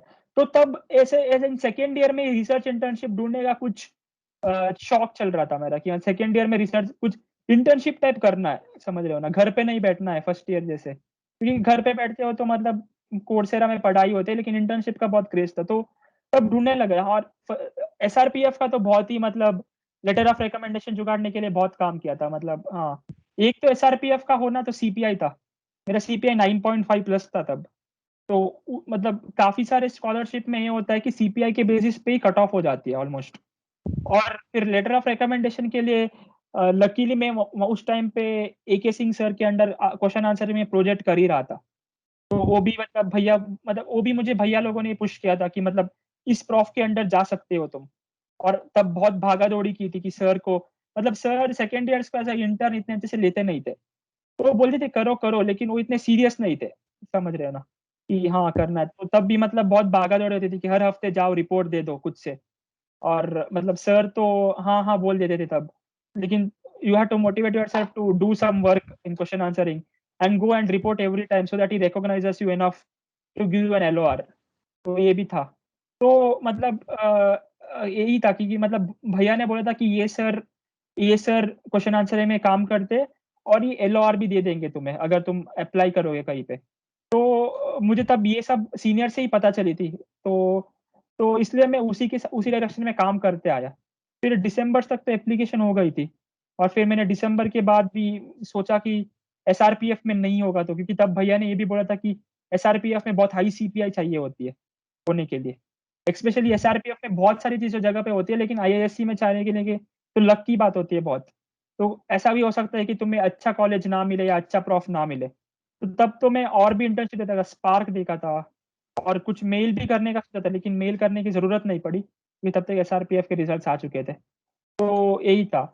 और डार्ड वाइज भी तभी मतलब सेकेंड ईयर में ही भैया ने बोला था कि डार्ड वाइज भी है, क्योंकि उन्होंने भी अप्लाई किया था। तो और उन्होंने अप्लाई किया था और उनका हुआ नहीं था, क्योंकि अगेन सबके लिए CPI मैटर करती है ना। तो जो रिसर्च करते थे हमारे टाइम पे, उनकी CPI इतनी हाई नहीं होती थी कि उनकी लगे इंटर्नशिप। तो लेकिन इसलिए वो बता तो देते थे कि मतलब हाँ मैंने इस पे ट्राई किया है, ये कर लो। और मैं डार्ड के लिए काफी कॉन्फिडेंट था, क्योंकि तभी मेरा CPI 9.5 प्लस ही था। तो और डार्ड में जितना मैंने एनालिसिस किया था, तो CPI one of the most determining factor होती है कि मतलब CPI 9.4 से ऊपर हुआ तो ऑलमोस्ट मान लो कि अगर तुम्हारे पास प्रोफेसर का एक्सेप्टेंस है तो हो ही जाता है। तो और डार्ड में भी यही था कि मतलब मैंने उसी लैब में अप्लाई किया था जहाँ पे अभी भैया गए थे, मतलब एक सीनियर थे जिन्होंने लास्ट ईयर वहाँ पे किया था। तो मुझे मेरे पहले ही मेल में मुझे एक्सेप्टेंस आ गया था, तो मुझे ज्यादा मेल भी नहीं करना पड़ा था प्रोफेसर को कि मतलब जाओ। मैंने 2 जगह की थी, एक डार्मस्टार्ट्स में की थी जो हमारे सुपर सीनियर गए थे, और हैम्बर्ग किया था। दोनों जगह से मुझे ये आ गया था कि मतलब हाँ देखते हैं, लेकिन हैम्बर्ग ने ज्यादा जल्दी एक्सेप्टेंस दे दिया, तो मैंने वहां पे चला गया मैं। तो मतलब आपने 2 मेल किया और दोनों में रिप्लाई आ गया पॉजिटिव।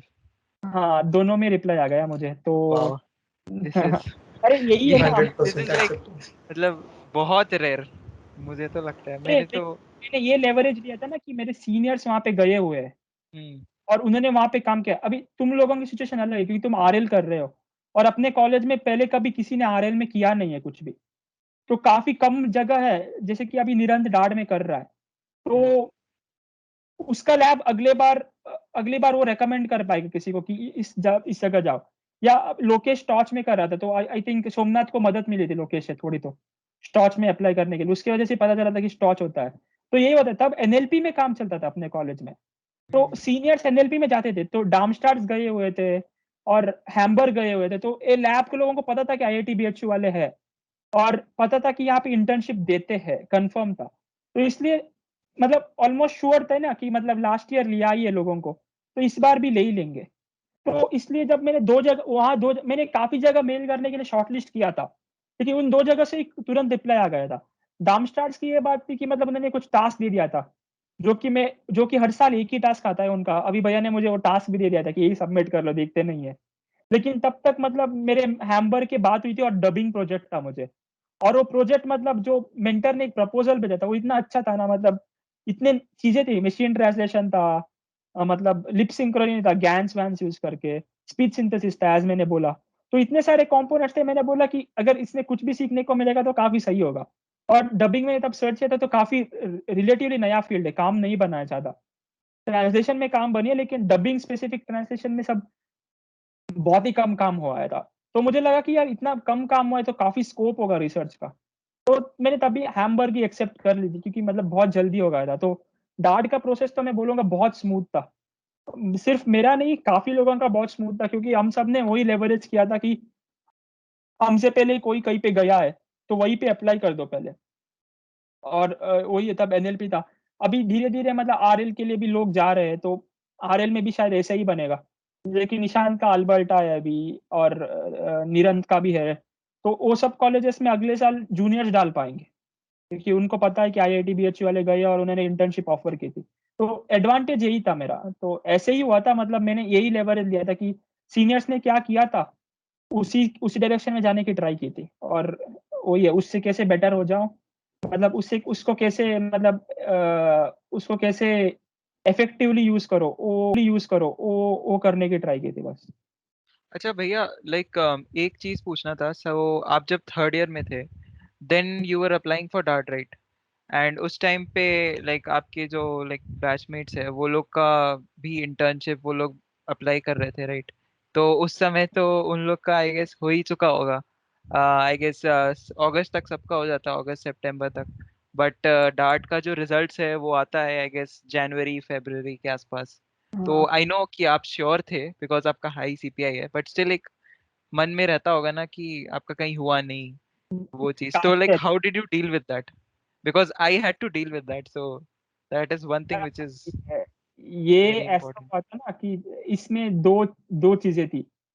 फिफ्थ सेमिस्टर था ना थर्ड ईयर का, हाँ फिफ्थ Fifth. सेमिस्टर काफी काफी बेकार था मेरे लिए। मैं बताऊंगा क्यों बेकार था, लेकिन उसके वजह से एक रीजन था कि मतलब मैं अफेक्टेड नहीं था। क्योंकि फिफ्थ सेमेस्टर में मैं बहुत ओवर कॉन्फिडेंट था, और मैं सबसे लो गया था उस सेमेस्टर, मतलब एंड ऑफ द सेमेस्टर में रॉक बॉटम पे हिट किया था। रॉक बॉटम तो नहीं बोलूंगा भाई, मतलब काफी सारा मतलब ओवर कॉन्फिडेंट की वजह से गिर गया था। तो वो over confidence was one of the reason I was not affected, क्योंकि ऐसा था कि यार मेरा तो अच्छा चल ही रहा है, अच्छा ठीक है इंटर्न लग गया इनका, क्या बड़ी बात है इस टाइप का था। लेकिन हाँ, इफेक्ट तो आता है कि मतलब सब लोगों की इंटर्न लग रही है, वो भी इंटर्न भाई बहुत अच्छी अच्छी जगह लगती है, लाख लाख 1.5 लाख रुपए की लगती है, और फिर सब लोग पार्टी दे रहे हैं और तू बस बेशर्मों के जैसे पार्टी में जा रहा है खाने, चलो खाते हैं और मेल करने की ट्राई कर रहा है, और सब लोग, अरे बहुत अजीब एनवायरनमेंट था यार तब की, मतलब सब लोग सीपी कर रहे हैं, मतलब सब लोग इंटर्नशिप के लिए प्रिपेयर बातें बातें करते थे, और मैं अकेला होता था कि मतलब बैठ के मेल लिखने की ट्राई करता था, या मतलब बिल्कुल दो दो कौड़ी का फर्क नहीं पड़ता था कि वो सीपी कर रहा है और मैं कर ही नहीं रहा हूँ।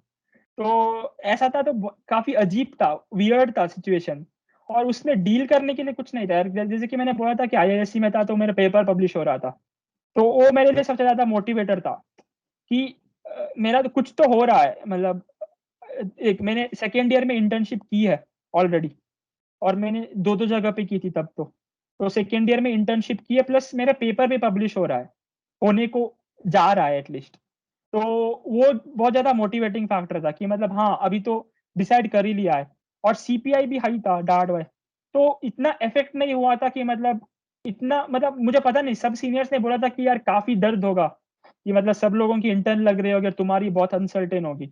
लेकिन मेरे में तब एक रीजन तो इतनी अनसर्टेनिटी नहीं थी कि होगा कि नहीं होगा, ऑल्दो क्रिप तो करता था मैं, वो तो हर लोग करते हैं, क्रिप करना तो नॉर्मल है, तूने भी किया था कि नहीं होगा भैया कुछ नहीं होने वाला मेरा, सब लोग ही करते हैं, वो तो करता था, लेकिन अंदर ही अंदर तो पता था कि हाँ यही करना है, और रिस्क लिया है तो काफी कैलकुलेटेड रिस्क लिया है, ऐसा नहीं है कि मतलब ऐसे ही चला गया मुंह उठा के बिना मतलब कुछ बैकअप के, को लगा था कि काफी कैलकुलेटेड रिस्क है, और लगा पता था कि अगर वर्स्ट के सिनेरियो में तो आईआईएससी में बुला ही लेंगे वापस, तो ये भी एक छोटा सा बैकअप था। लेकिन हाँ, 5th सेमेस्टर में मेरा ऐसा था कि मैं बहुत ओवर कॉन्फिडेंट था कि मैंने 2 इंटर्नशिप की थी, मेरा सीपीए सबसे हाई था, मतलब काफी हाई था, और मेरे एक पेपर भी पब्लिश होने वाला था, तो ऐसा लगा था यार चिल है सब कुछ जिंदगी में, समझ रहे हैं ना।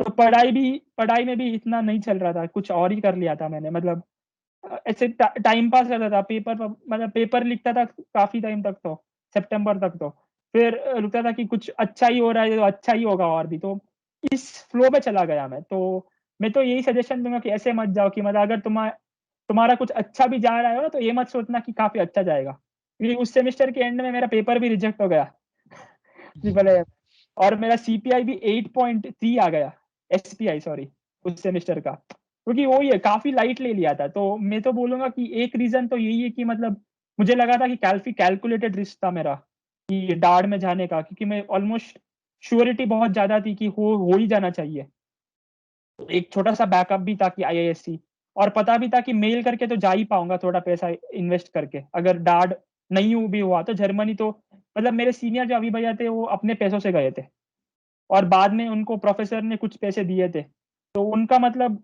काफी मतलब कम पैसों में हो गया था। तो ये भी था कि इन वर्स्ट के सिनेरियो कुछ भी नहीं हुआ फंडेड, तो फंडेड कुछ भी नहीं तो अपने खुद से पैसे लगा के तो जा ही सकता हूँ।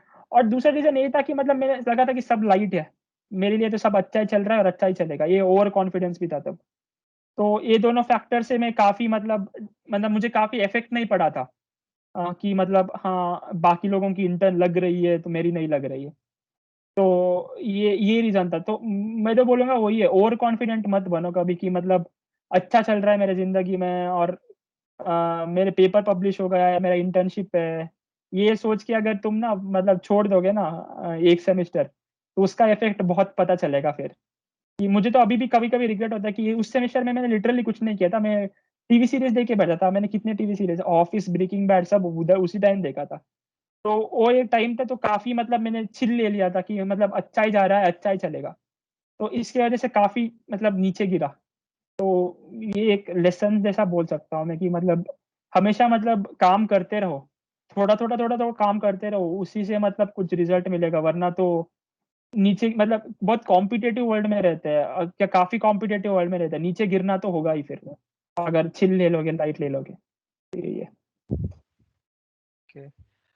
So भैया, एक चीज और पूछना था. So like you had this opportunity of being a like you had this PR while you were in college, right? Hmm. And so um, like how did you, how was it beneficial for you? What were the perks? And जैसे fest waste में होता है, so like एक PR holder का क्या मतलब ये होता है, like perks होता है?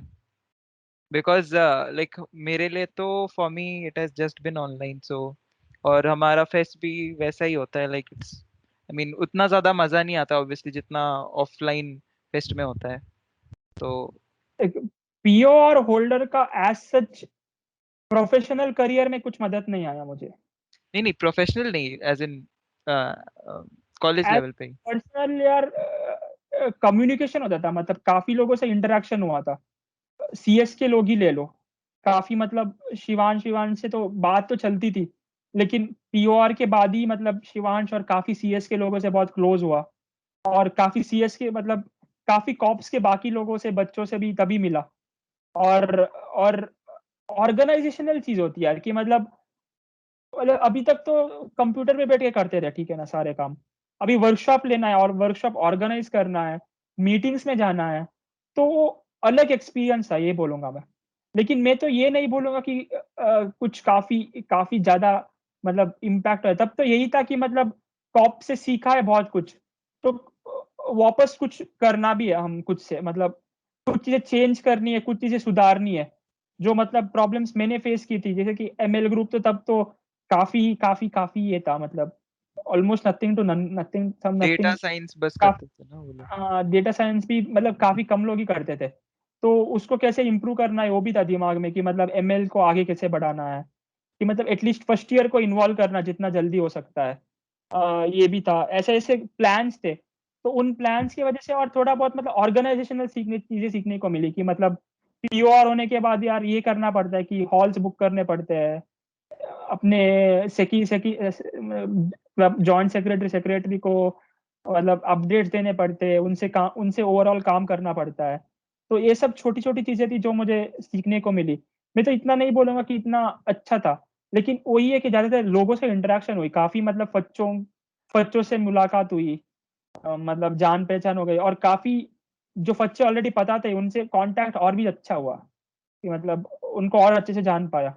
तो और यही, और जब सिखाते हो ना तुम कुछ, मतलब वर्कशॉप्स लेते हो, तो वो याद रहती है तुम्हें, मतलब नॉलेज वो ज्यादा मतलब स्टिक, मतलब ज्यादा नॉलेज स्टिक करता है ज्यादा then you studying by yourself. जब तुम किसी को पढ़ाते हो तो काफी सारे वर्कशॉप इंट्रोड्यूस की थी हमने, तो काफी सारे एक्टिविटीज थी जिसमें मतलब it was something of a it was something like a fun fun thing, समझ रहे हो ना। तो instead of sitting in the college doing nothing in the third year, क्योंकि थर्ड ईयर में बहुत लोग ऐसे ही होते हैं, इंटर्नशिप लग जाने के बाद रूम में बैठे रहते हैं ना। तो instead of doing nothing it was really good thing to do. और एक तो गोल यही था कि मतलब एमएल टीम को मतलब आगे लेके जाना है काफी। तो मतलब need to find people who last, क्योंकि कॉप्स में ये दिक्कत होती है अभी तक की, you have people in the beginning, lot of people, but people who last are very less, मतलब थर्ड ईयर के बाद छोड़ के चले जाते हैं सब लोग।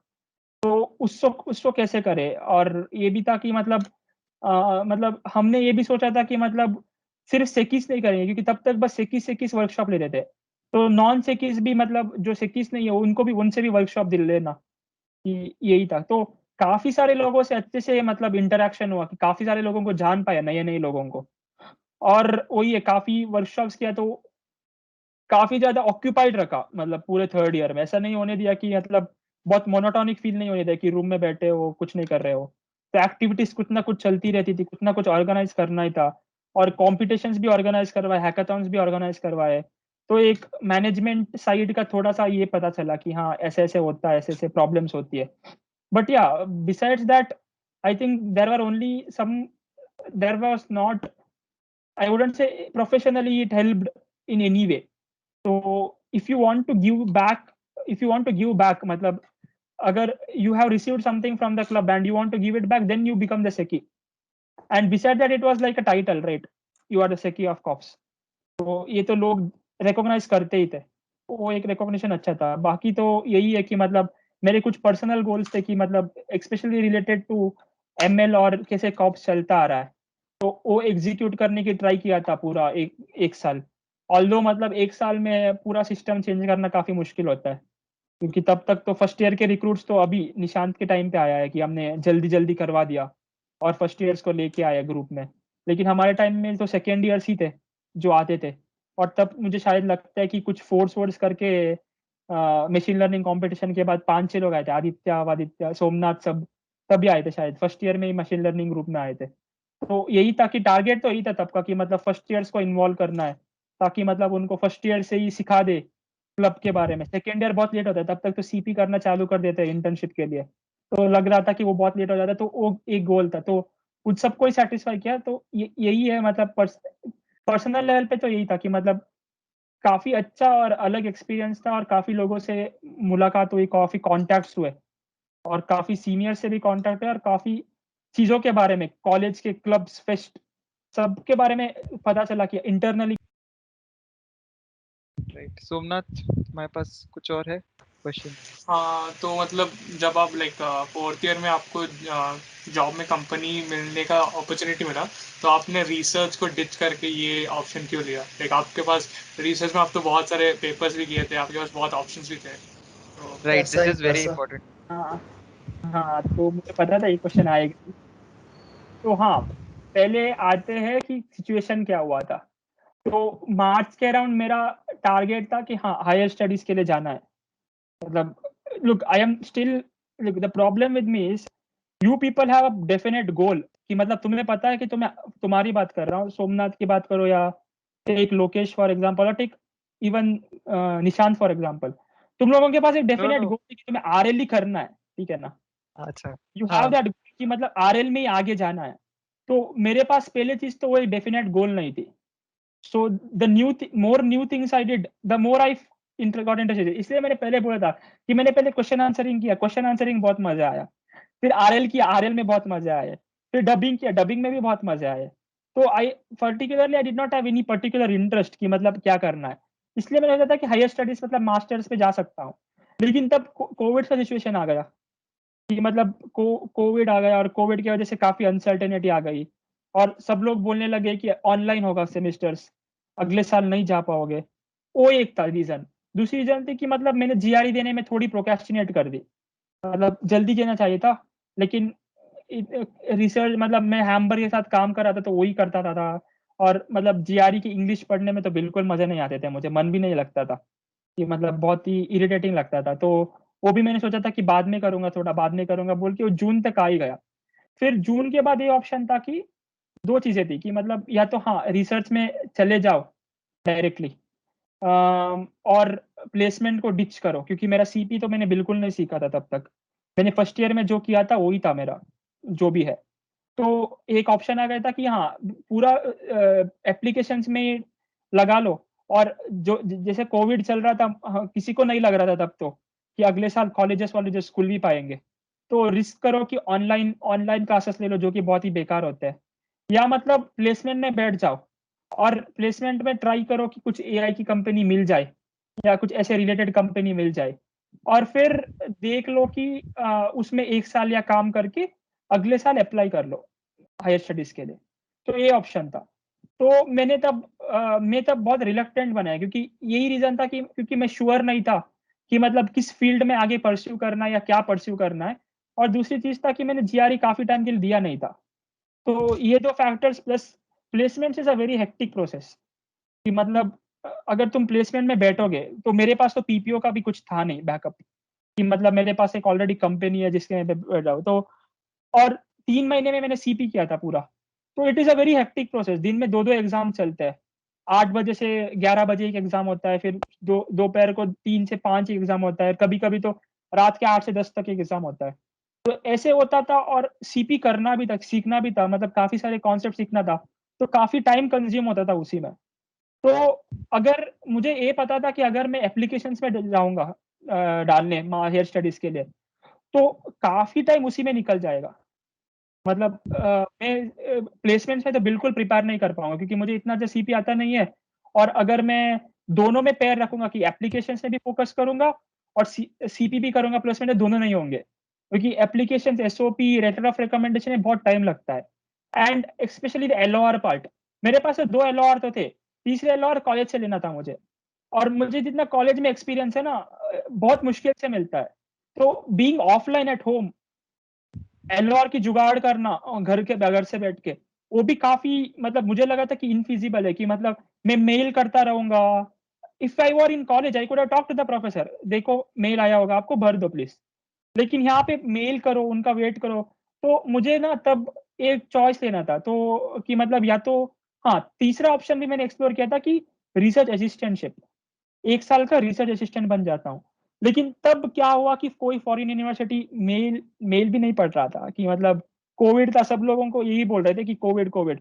तुम लोग जो जिन्होंने अप्लाई किया है इंटर्न के लिए, तो तुम्हें पता ही होगा कि काफी लोग बोलते थे कि कोविड सिचुएशन है, कि हम नहीं लेंगे। तो रिसर्च असिस्टेंटशिप का भी बहुत ही ब्लीक लगा था, कि मतलब अच्छी जगह रिसर्च असिस्टेंट नहीं बनूंगा तो वहां पे भी 1 साल बर्बाद ही है ऑलमोस्ट। और चौथा रीजन था कि मुझे फाइनेंशियल स्टेबिलिटी भी देखना था, कि will I be able to support myself when I go to masters? क्योंकि if you go to a typical college like Columbia or CMU for example, around 50 to 1 crore तक तो लग ही जाता है 2 साल का। Even though you have returns, but taking that huge sum of a money, you need to be financially stable enough. तो ये भी था, तो इन सब फैक्टर्स को कंसिडर करके तो मैंने डिसाइड किया कि हाँ प्लेसमेंट ले लेता हूँ, ट्राई करूंगा कि एआई की कुछ मिल जाए। और अगर मिलेगा तो सही है, मतलब 1-2 साल जॉब कर लूंगा, फाइनेंशियली बिल्ड भी कर सकता हूँ, और रिसर्च एक्टिविटीज तो कंटिन्यू करूंगा ही। ऐसा नहीं है कि मतलब कोलैबोरेशन टूट जाएगा बाकी कॉलेजेस के साथ, तो कर ही पाऊंगा, वीकेंड्स तो मिलते ही है। तो ऐसा करके थोड़ा प्रोफाइल मतलब प्रोफाइल और अच्छा करूंगा, और बाद में फाइनेंशियली स्टेबल होगा तो मास्टर्स पे जाऊंगा। तो मैंने ये ऑप्शन मतलब मैंने कुछ सीनियर्स के साथ डिस्कस किया, तो उन्होंने ये बोला काफी लोग 2 साल जॉब करके ही आते हैं मास्टर्स करने। अभी पता नहीं किस टाइप का जॉब कर रहे थे, क्या कर रहे थे, तो वैलिडेशन भी मिला। तो मतलब काफी सारे फैक्टर्स से मिला के मतलब मैंने प्लेसमेंट में जाने की डिसाइड की। तो हाँ, मतलब एक में फोकस करता हूँ, दो दो चीजों में फोकस करूंगा तो दोनों नहीं होंगे, अनसर्टेनिटी था काफी। तो हाँ, लेकिन मैं तो मेन बोलूंगा कि एक रीजन था कि सब ऑनलाइन होने की वजह से काफी इफेक्ट हुआ, कि अनसर्टेनिटी ज्यादा बढ़ गई। और तब ये भी हुआ कि यार जाना कि नहीं, जाना कि नहीं, ऑलवेज डाउट था। तो जीआरई भी प्रोक्रेस्टिनेट होता गया। तो मैं तो यही बोलूंगा कि अगर तुम लोगों को रिसर्च में कंटिन्यू करना है, तब भी करना जब तुम एब्सोल्युटली श्योर हो कि जाना ही है। क्योंकि मुझे लगता है ना कि if you are going for a masters application, then you have to focus on that only completely, not on placement. तुम्हारे प्लेसमेंट तो हो ही जाएगा, अच्छी कंपनी में नहीं होगा, मतलब क्योंकि तुम्हारे पीयर्स भी है जो बहुत एफर्ट डाल रहे हैं प्लेसमेंट के लिए, उनका उनका हो जाएगा, क्योंकि वो सीपी कर रहा है और तू मास्टर्स में एप्लीकेशन में डाल रहा है। तो अच्छी जगह होने की एक्सपेक्ट नहीं होगा, और बस एक सिक्योरिटी के लिए जॉब होगा, और पूरा टाइम अगर मास्टर्स में दे पाओगे तो सही होगा। तो मतलब मेरी एक ब्रांच की एक दोस्त थी, तो उसने पूरा टाइम मास्टर्स में दिया था, मतलब वो प्लेसमेंट में बैठी भी नहीं थी, और लेकिन उसको फ्रूट भी मिलेगी, उसको सीएमयू में हो गया। समझ रहे हो ना? तो ये मतलब अगर तुम ये रिस्क लेना के लिए रेडी हो तो बहुत बढ़िया बात है। तो मतलब कहीं ना कहीं तो हो ही जाएगा तुम्हारा। बट अगर तुम डाउट में हो कि ऐसा करना है क्या, वैसा करना है क्या, मॉनेटरीली मैं स्टेबल हूँ कि नहीं होगा क्या, क्योंकि मतलब इतने सारे लोन लेना की फिजिबिलिटी होगा क्या, तो मैं तो बोलूंगा कि प्लेसमेंट में ही फोकस करो, और ट्राई करो कि कोई एआईएमएल की कंपनी मिल जाए। नहीं मिलेगा तो मुश्किल है मिलना फ्रेशर्स को, लेकिन हाँ ट्राई तो कर सकते हो कि कुछ रिलेटेड काम में चले जाओ। तो इस रीजन से मतलब डिच तो नहीं किया है मैंने अभी तक, तो अभी भी कंटिन्यू कर ही रहा हूँ कहीं ना कहीं। तो मतलब कैसे भी कैसे तो मतलब और भी सोचा है कि आगे भी कंटिन्यू करूंगा कुछ ना कुछ करके, क्योंकि ऐसे नहीं होता ना कि 3 साल कर लिया और 2 दिन में खत्म कर लिया। क्योंकि अभी माइक्रोसॉफ्ट में मेरा डेवलपमेंट के साइड हुआ है, जो कि मतलब मेजोरिटी ऑफ द लोगों की होती है। तो काफी नया फील्ड है मेरे लिए वो, मतलब अभी तो मुझे आईओएस सीखने को बोला है, आईओएस डेव। तो वो साइड तो मेरे लिए काफी नया है, और मुझे ये भी पता नहीं है कि अभी कैसे रेजोनेट वेजोनेट हो पाएगा, कि कैसे फिट होऊंगा मैं, और ये कैसे इफेक्ट होगा। ये मोस्टली अपन आगे 6-7 महीने के बाद बात करेंगे, तो तब मैं क्लैरिटी दे पाऊंगा कि कैसे फिट होता है इन सब मतलब सब चीजों में। लेकिन हाँ, रिसर्च तो अभी भी मतलब इंटरेस्ट तो है ही परस्यू करने का, और कहीं ना कहीं तो हाँ हायर स्टडीज करने का भी तो मन है ही। और मतलब एमएल मतलब 3 साल किया है, तो उसको छोड़ना इतना आसान भी नहीं होगा कि मतलब हाँ एक दिन में बोला कि छोड़ दो और डेव में चले जाओ और चले गए तुम, ये भी तो मुश्किल ही है। तो वही है, अभी तो कुछ मतलब टाइम लगेगा ताकि एडजस्ट हो जाए दोनों के लिए, और सोचूं कि मतलब जो अभी ये डिसीजन लिया है मैंने, वो कैसे बैठेगा on the bigger picture of the future, और करियर में मैं कैसे परस्यू करूंगा उसमें। तो हाँ, काफी इट्स कॉम्प्लिकेटेड बोल सकता हूँ जो है। हाँ So like when you were like जब आपका internship खत्म हुआ, research internship, after that you how much time did you have for preparing for placements? Preparing for placement 3 महीने था। 3 महीने। तीन और महीने में हाफ अ मंथ मुझे प्योर प्रिपरेशंस को मिला, फिर 2.5 मंथ्स ऑलमोस्ट ये था क्या, एग्जाम्स के साथ प्रिपरेशंस। तो एग्जाम्स एज इन like मतलब प्लेसमेंट institute एग्जाम सितंबर, अच्छा, ओके ओके। मिड सितंबर। तो मुझे मेरे अगस्त एंड में हुआ था, अगस्त मिड में हुआ था पेपर सबमिट करके। तो अगस्त मिड से सितंबर मिड तक मैंने सीपी की थी, मतलब मतलब बस सीपी की थी, मतलब ये नहीं था कि कुछ एग्जाम था ये था। लेकिन सितंबर मिड में शायद प्लेसमेंट एग्जाम शुरू हो गए थे। तो एक सेकेंड।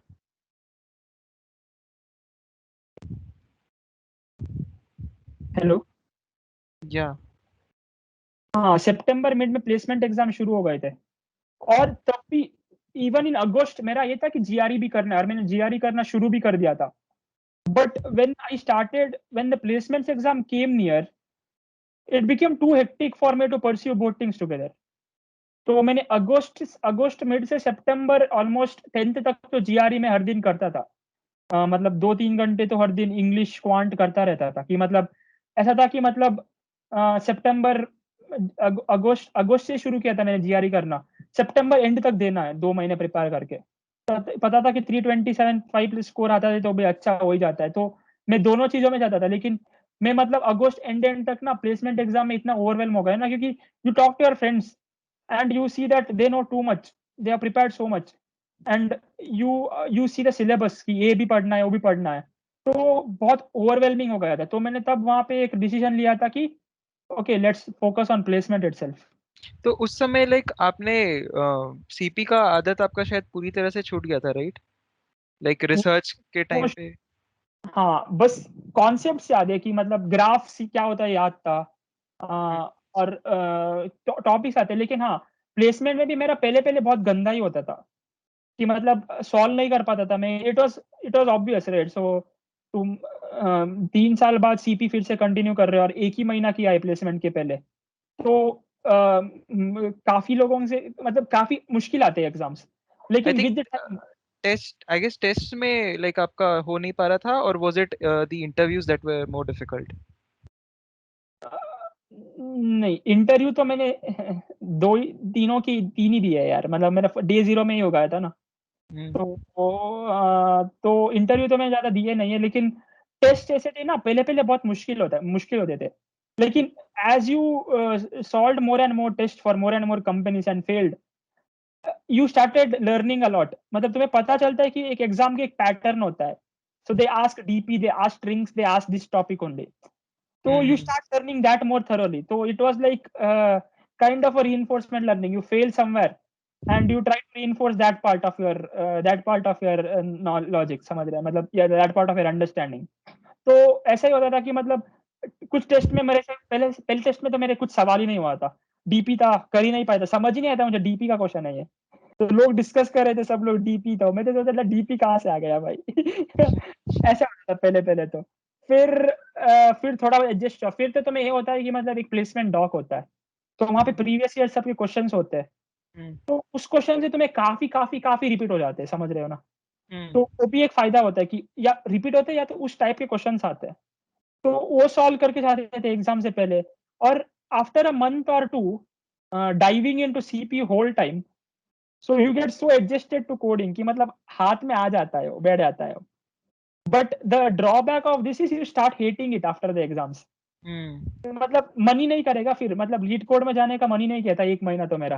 कि मतलब बहुत ही मतलब ये था कि यार क्या है सीपी मतलब. It was not the kind of CP you do, it was data structure and algorithms preparations for interviews. तो काफी हेक्टिक हो जाता है फिर. तुम्हारे मन ही नहीं करता कि यार करना है, समझ रहे हो ना. तो मेरा ऐसा ही था कि मतलब एज प्रोग्रेशन होता गया मतलब अच्छा होता है. कुछ एग्जाम्स काफी आसान थे, वहां पे मैं आसानी से क्रैक कर पाया. कुछ तो बहुत मुश्किल थे, और कुछ एक मुश्किल एग्जाम्स भी क्रैक हुए लक की वजह से. ये तो माइक्रोसॉफ्ट तो मेरा पूरा लक्की था. मतलब माइक्रोसॉफ्ट पोस्टपोन होते होते लास्ट में आ गया था. नवंबर 30th को आ गया था माइक्रोसॉफ्ट की एग्जाम. तब तक सबकी एग्जाम हो गई थी. और मेरा माइक्रोसॉफ्ट का सेट्स होता है अलग अलग, तो मेरा सबसे इजी सेट आया था. तो मेरा 15 मिनट में 2 घंटे का एग्जाम हो गया था पूरा. तो आराम से क्वालिफाई हो गया. और इंटरव्यू में भी मेरे 2 राउंड बैक टू बैक हो गए थे. और मतलब ऑलमोस्ट मतलब अच्छे ही गए थे. मतलब इतना देख, इंटरव्यू इतना हार्ड नहीं होता एक बार तुमने टेस्ट दे दिया तो. बस कॉन्फिडेंस की बात होती है और मतलब बात करने की बात होती है. तो डर तो था ही तब, होगा कि नहीं. लेकिन एक कॉन्फिडेंस था कि हाँ मतलब माइक्रोसॉफ्ट तो अच्छा ही गया है इंटरव्यू. और माइक्रोसॉफ्ट इन वर्स्ट केस नहीं होगा तो ओरेकल तो बहुत फेल के आया था मैं.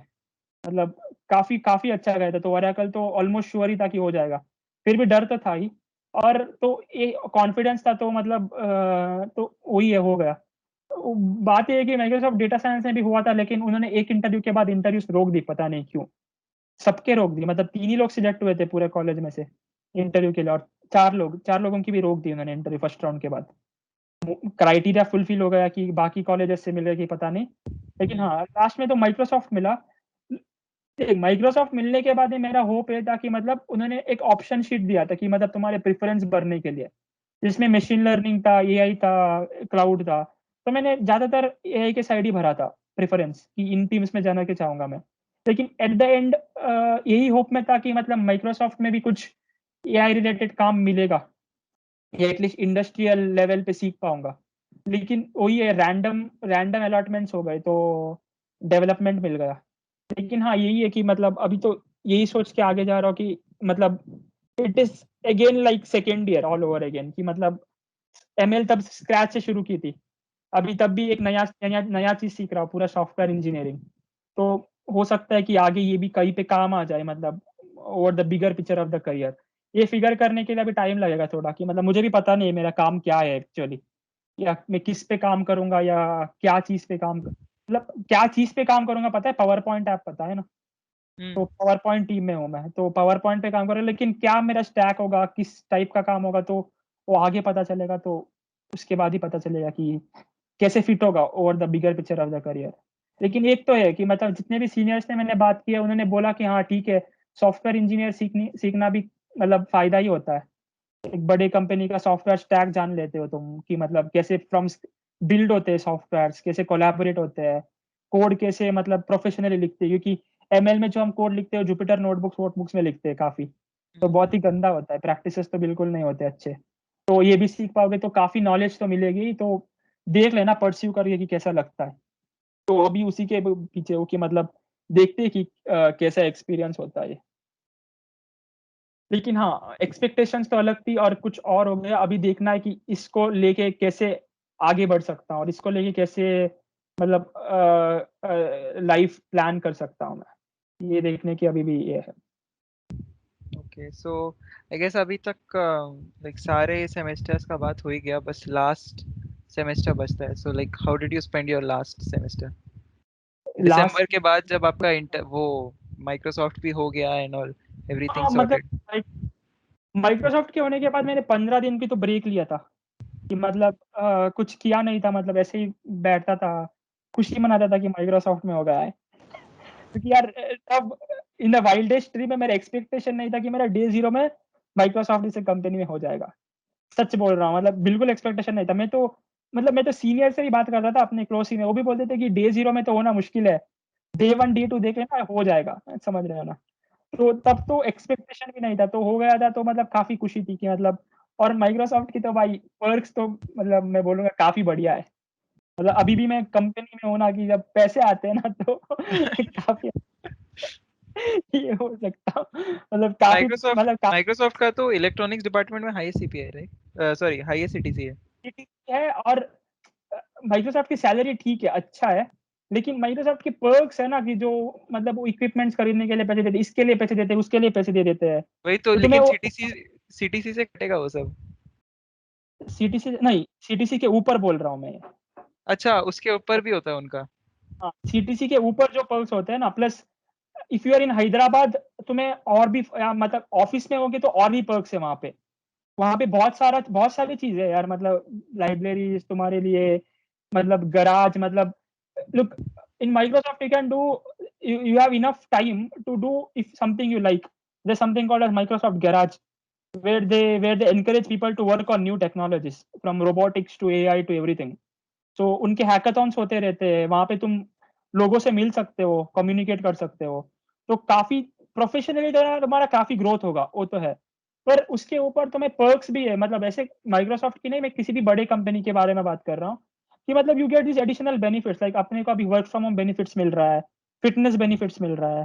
तो काफी पैसे सीटीसी के ऊपर मिलता है, और ऑलमोस्ट सब चीजों की रीइंबर्समेंट मिल जाती है। So if you are at home, your basic pay gets rarely used, समझ रहे हो ना। Hardly any money you will have to spend, because over and above the CTC they provide you a lot of benefits. तो जब ये होता है तो अच्छा लगता है। तो हाँ, अभी के लिए तो इस माहौल में तो ठीक ही है। लेकिन यही है, मतलब काफी सारे थे तो तब इसी इसी खुशी में था मैं दिसंबर के बाद, तो हाँ माइक्रोसॉफ्ट में हुआ है। तो उसके बाद तो वो एक था, उन्होंने ऑप्शंस भी दिया था भरने को, तो मैं ऑप्टिमिस्टिक भी था कि मतलब एआई साइड में काम कर सकता हूँ। लेकिन उसके बाद तो फिर मैंने हैम्बर के साथ फिर से काम शुरू किया, कि कंटिन्यू किया। डबिंग में काफी ज्यादा काम अच्छा हो रहा था हमारा, तो और एक काफी अच्छा आइडिया भी आ गया था, तो उस पर कंटिन्यू करता गया। और फिर बीच में मैंने एक इंटर्नशिप भी की थी, डेटा साइंस कंसल्टेंट बना था मैं एक कंपनी के लिए, जहाँ पे रैंकिंग और डॉक्यूमेंट अंडरस्टैंडिंग पे काम किया था। तो वो भी काफी सही लगा था मुझे कि मतलब काफी अच्छी फील्ड है। तो यही है, मतलब मैं हर नई चीज करता है तो लगता है काफी अच्छी चीज है, यहाँ पे जाना है। तो यही किया था, काम किया था। लेकिन हाँ, लास्ट सेमेस्टर तो कुछ हुआ नहीं। मतलब इनिशियली जब कोविड कम था तो ट्रिप विप पे गए थे हम, घूमने हिल स्टेशन गए थे। उसके अलावा तो लास्ट सेमेस्टर यही था काम, मतलब फ्रॉम नॉलेज परस्पेक्टिव ये था, हैम्बर का काम था। और मतलब जो डेटा साइंस का इंटर्नशिप किया था मैंने या कंसल्टेंट बना था, उसका काम था। तो वो दोनों कर रहा था मैं। हम्म। Okay. सोमनाथ, कुछ और है बचा?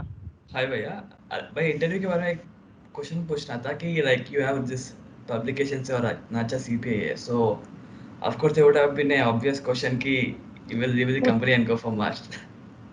How did you tackle it exactly? हाँ, ये क्वेश्चन माइक्रोसॉफ्ट वाले ने तो बिल्कुल नहीं पूछा था। Microsoft and other companies like Microsoft don't give don't give much focus on this at all. उन्होंने तो मेरा रेज्यूमे खोल के भी नहीं देखा था, समझ रहे हो ना। डायरेक्ट एल्गोरिथम्स और डीएसए का क्वेश्चन था।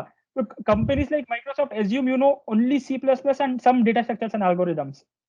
They assume you know zero. That is why random allotment takes place in team. Like your interest specific does not take, because they assume that you know nothing. तो Microsoft वाले ने कुछ नहीं पूछा था। Oracle वाले ने पूछा था कि ओरेकल में फाइनल राउंड में मेरे को एक इंटरव्यू मेरा था, उसने पूछा था कि तुम्हारे प्रोफाइल की हर लाइन से पता चल रहा है कि तुम मास्टर्स में जाओगे। उसने पब्लिकेशन देखी तो मुझे कन्विंस करना पड़ा था कि मतलब झूठ वूठ ही बोलना पड़ा था तब कि नहीं जाऊंगा, कि मतलब हाँ ऐसा है कि मतलब मुझे इंडस्ट्री में ही कंटिन्यू करना है। हाँ, काफी हद तक तो सही था, इंडस्ट्री में ही कंटिन्यू करना है, लेकिन मास्टर्स करने के बाद लेकिन वही था, कन्विंस करना पड़ता है कि मतलब बोलना पड़ता है कि यू हैव टू ट्राई। वो कन्विंस होंगे तो होंगे, वरना तो तुझे बोलना पड़ेगा कि मैंने तो ये बोला था कि मुझे रिसर्च प्रॉब्लम बेस्ड था, कि मतलब कुछ नया प्रॉब्लम आएगा और तुम्हें प्रॉब्लम सॉल्व करनी है, और मुझे प्रॉब्लम सॉल्विंग में बहुत मजा आता है। तो इसलिए मैंने इस फील्ड में परस्यू किया। सेकेंड ईयर में कराया था मैंने, तो मुझे अच्छा लगा प्रॉब्लम सॉल्विंग। तो और ये नॉवेल प्रॉब्लम्स है, तो नॉवेल प्रॉब्लम सॉल्व करता हूँ मैं। तो मैंने इस डायरेक्शन में गया था कि मतलब नॉवेल प्रॉब्लम सॉल्व करना अच्छा लगता है, तो इसलिए मैंने रिसर्च को कंटिन्यू किया था। और मैंने ये भी बोल दिया था कि थर्ड ईयर में जैसे कि इंटर्नशिप्स में लेते हैं, काफी कुछ program data structures and algorithms के बेसिस पे लेते हैं। तो मैं इतना कॉन्फिडेंट नहीं था तब डेटा स्ट्रक्चर्स एंड एल्गोरिथम्स में, जैसे कि मैं अब हूँ। तो इसलिए मैंने सोचा था कि यार मतलब रिसर्च में भी प्रॉब्लम स्टेटमेंट सॉल्व करने को मिल रहा है, काफी इंटरेस्टिंग और नॉवेल। तो instead of like hitting my head on industrial internship which I should learn completely new things, why not I go that side only. तो मैंने ये रीजन दिया था, और ये भी बोला था कि मतलब इंडस्ट्रियल में काम करना है, वरना तो मैं मास्टर्स के लिए ऐसा बोल दिया था। तो मुझे लगा था, कन्विंस हो गया था, क्योंकि मेरा ओरेकल में हो गया था। तो इन जनरल मैंने ये बोला था कि मतलब प्रॉब्लम सॉल्विंग अच्छी लगती थी।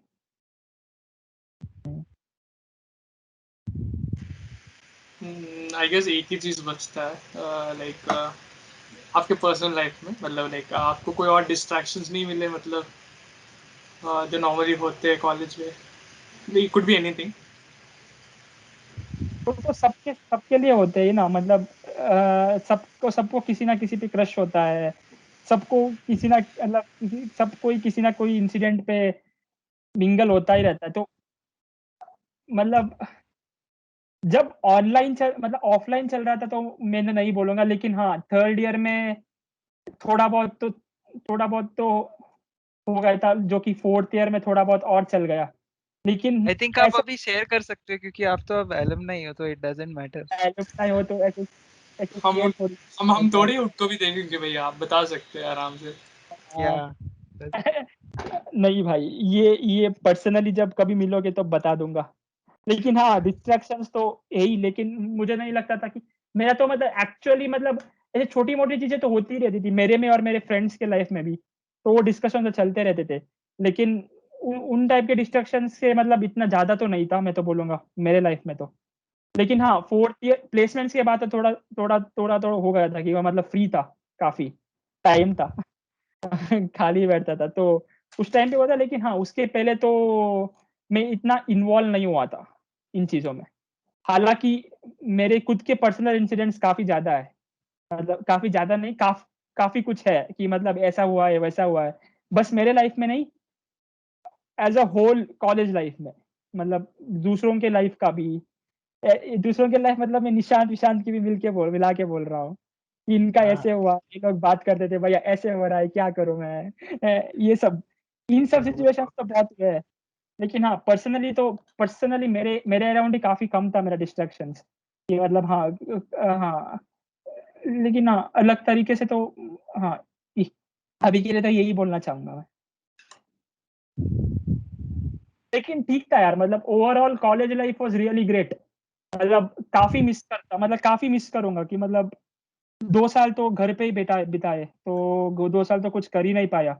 तो ओवरऑल मतलब अगर तुम बोलोगे तो कॉलेज लाइफ, तो मैं तो बोलूंगा कि काफी मिस करूंगा, और काफी मतलब काफी हद तक नया सीखने को मिला, और काफी नए एक्सपीरियंसेस थे, from professional point of view also, from a personal point of view also, कि मतलब ऐसा सब होता है वो भी पता चला। और कुछ सिचुएशंस में फंसे थे जहाँ पे मतलब काफी सारा, मतलब कुछ सिचुएशंस भी ऐसे थे जहाँ पे, जिसको मैं काफी याद रखूंगा आगे के लिए, कि मतलब हाँ ऐसा हुआ था यार, ये काम आएगा। तो काफी कुछ सीखने को मिला ओवरऑल। मतलब एक टाइप के डिस्ट्रैक्शन जो बोल रहे थे ना, you did not miss it extremely, क्योंकि मतलब और काफी चीजें हो रही थी जिंदगी में, फ्रॉम अ प्रोफेशनल पर्सपेक्टिव और from a friends perspective also. मतलब तुम्हारे दोस्तों की सर्कल भी इतना बढ़िया था, और रात रात में डिस्कशंस, 2-2 बजे तक हम घूमते रहते थे कॉलेज रात को, रामानुजन जाते थे वहां पे, पराठा या मैगी खाते थे, और फिर वहां से चलते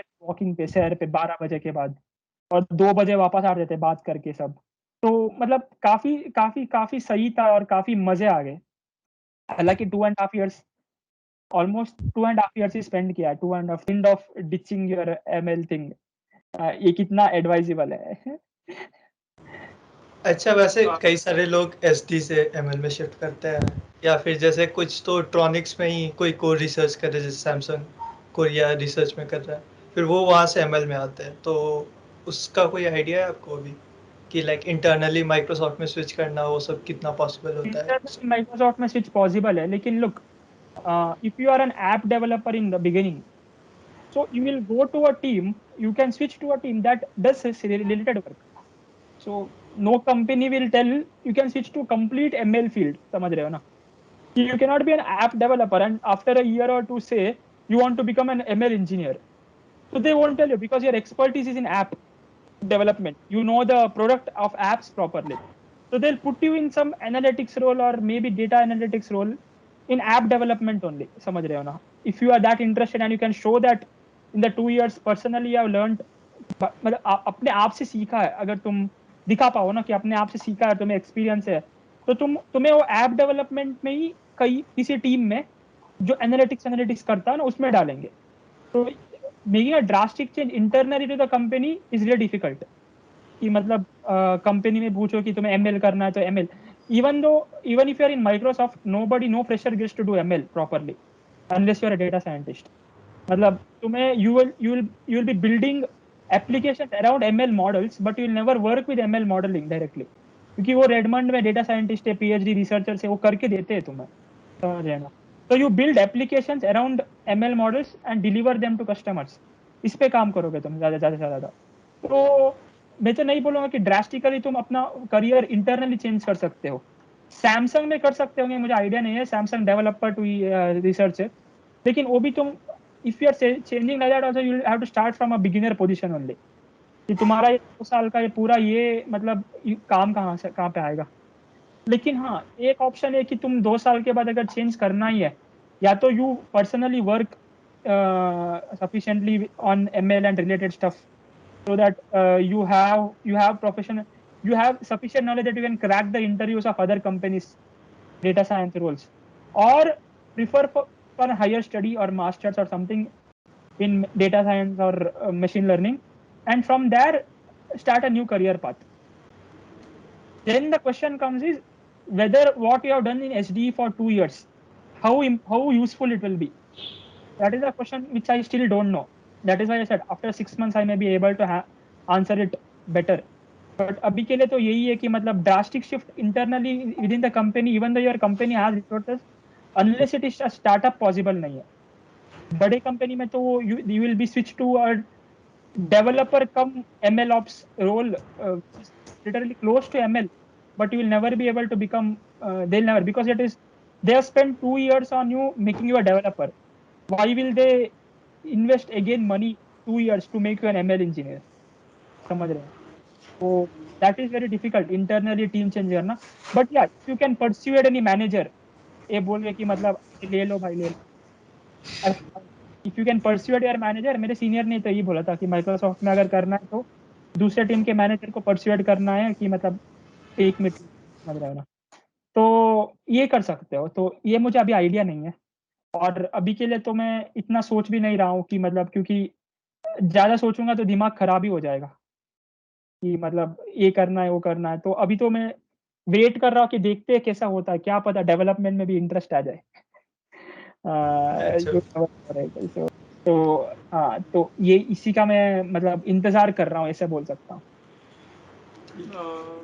आई गेस एक चीज आप बता सकते हैं, like if you had to give one piece of advice to your 4 years ago self, या हमारे फर्स्ट ईयर्स को देना है, थोड़े फर्स्ट ईयर्स यहाँ पे है, या जस्ट हमें देना है रैंडम एडवाइस, तो क्या हो सकता है जो आपको ये 4 years के बाद आपको हिट होता है?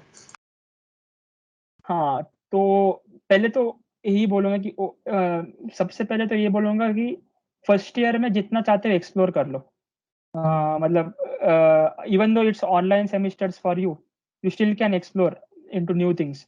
तो मैंने फर्स्ट ईयर में डेवलपमेंट भी सीखा था, मैंने काफ़ी हद तक डेवलपमेंट भी कर लिया था, और काफ़ी कुछ चीज़ें एक्सप्लोर की थी मैंने. तो ये मैं बोलूँगा ये काफ़ी मदद आती है, क्योंकि एक्सप्लोर करते हो तो डाउट्स आते तो सीनियर से इंटरेक्शन होती है, और सीनियर से इंटरेक्शन होती है तो मेरे पर्सपेक्टिव से देखो कि मतलब मेरा हैमबर्ग आईआईएस सब सीनियर्स की वजह से ही हुआ है, उनसे ही पता चला था मुझे.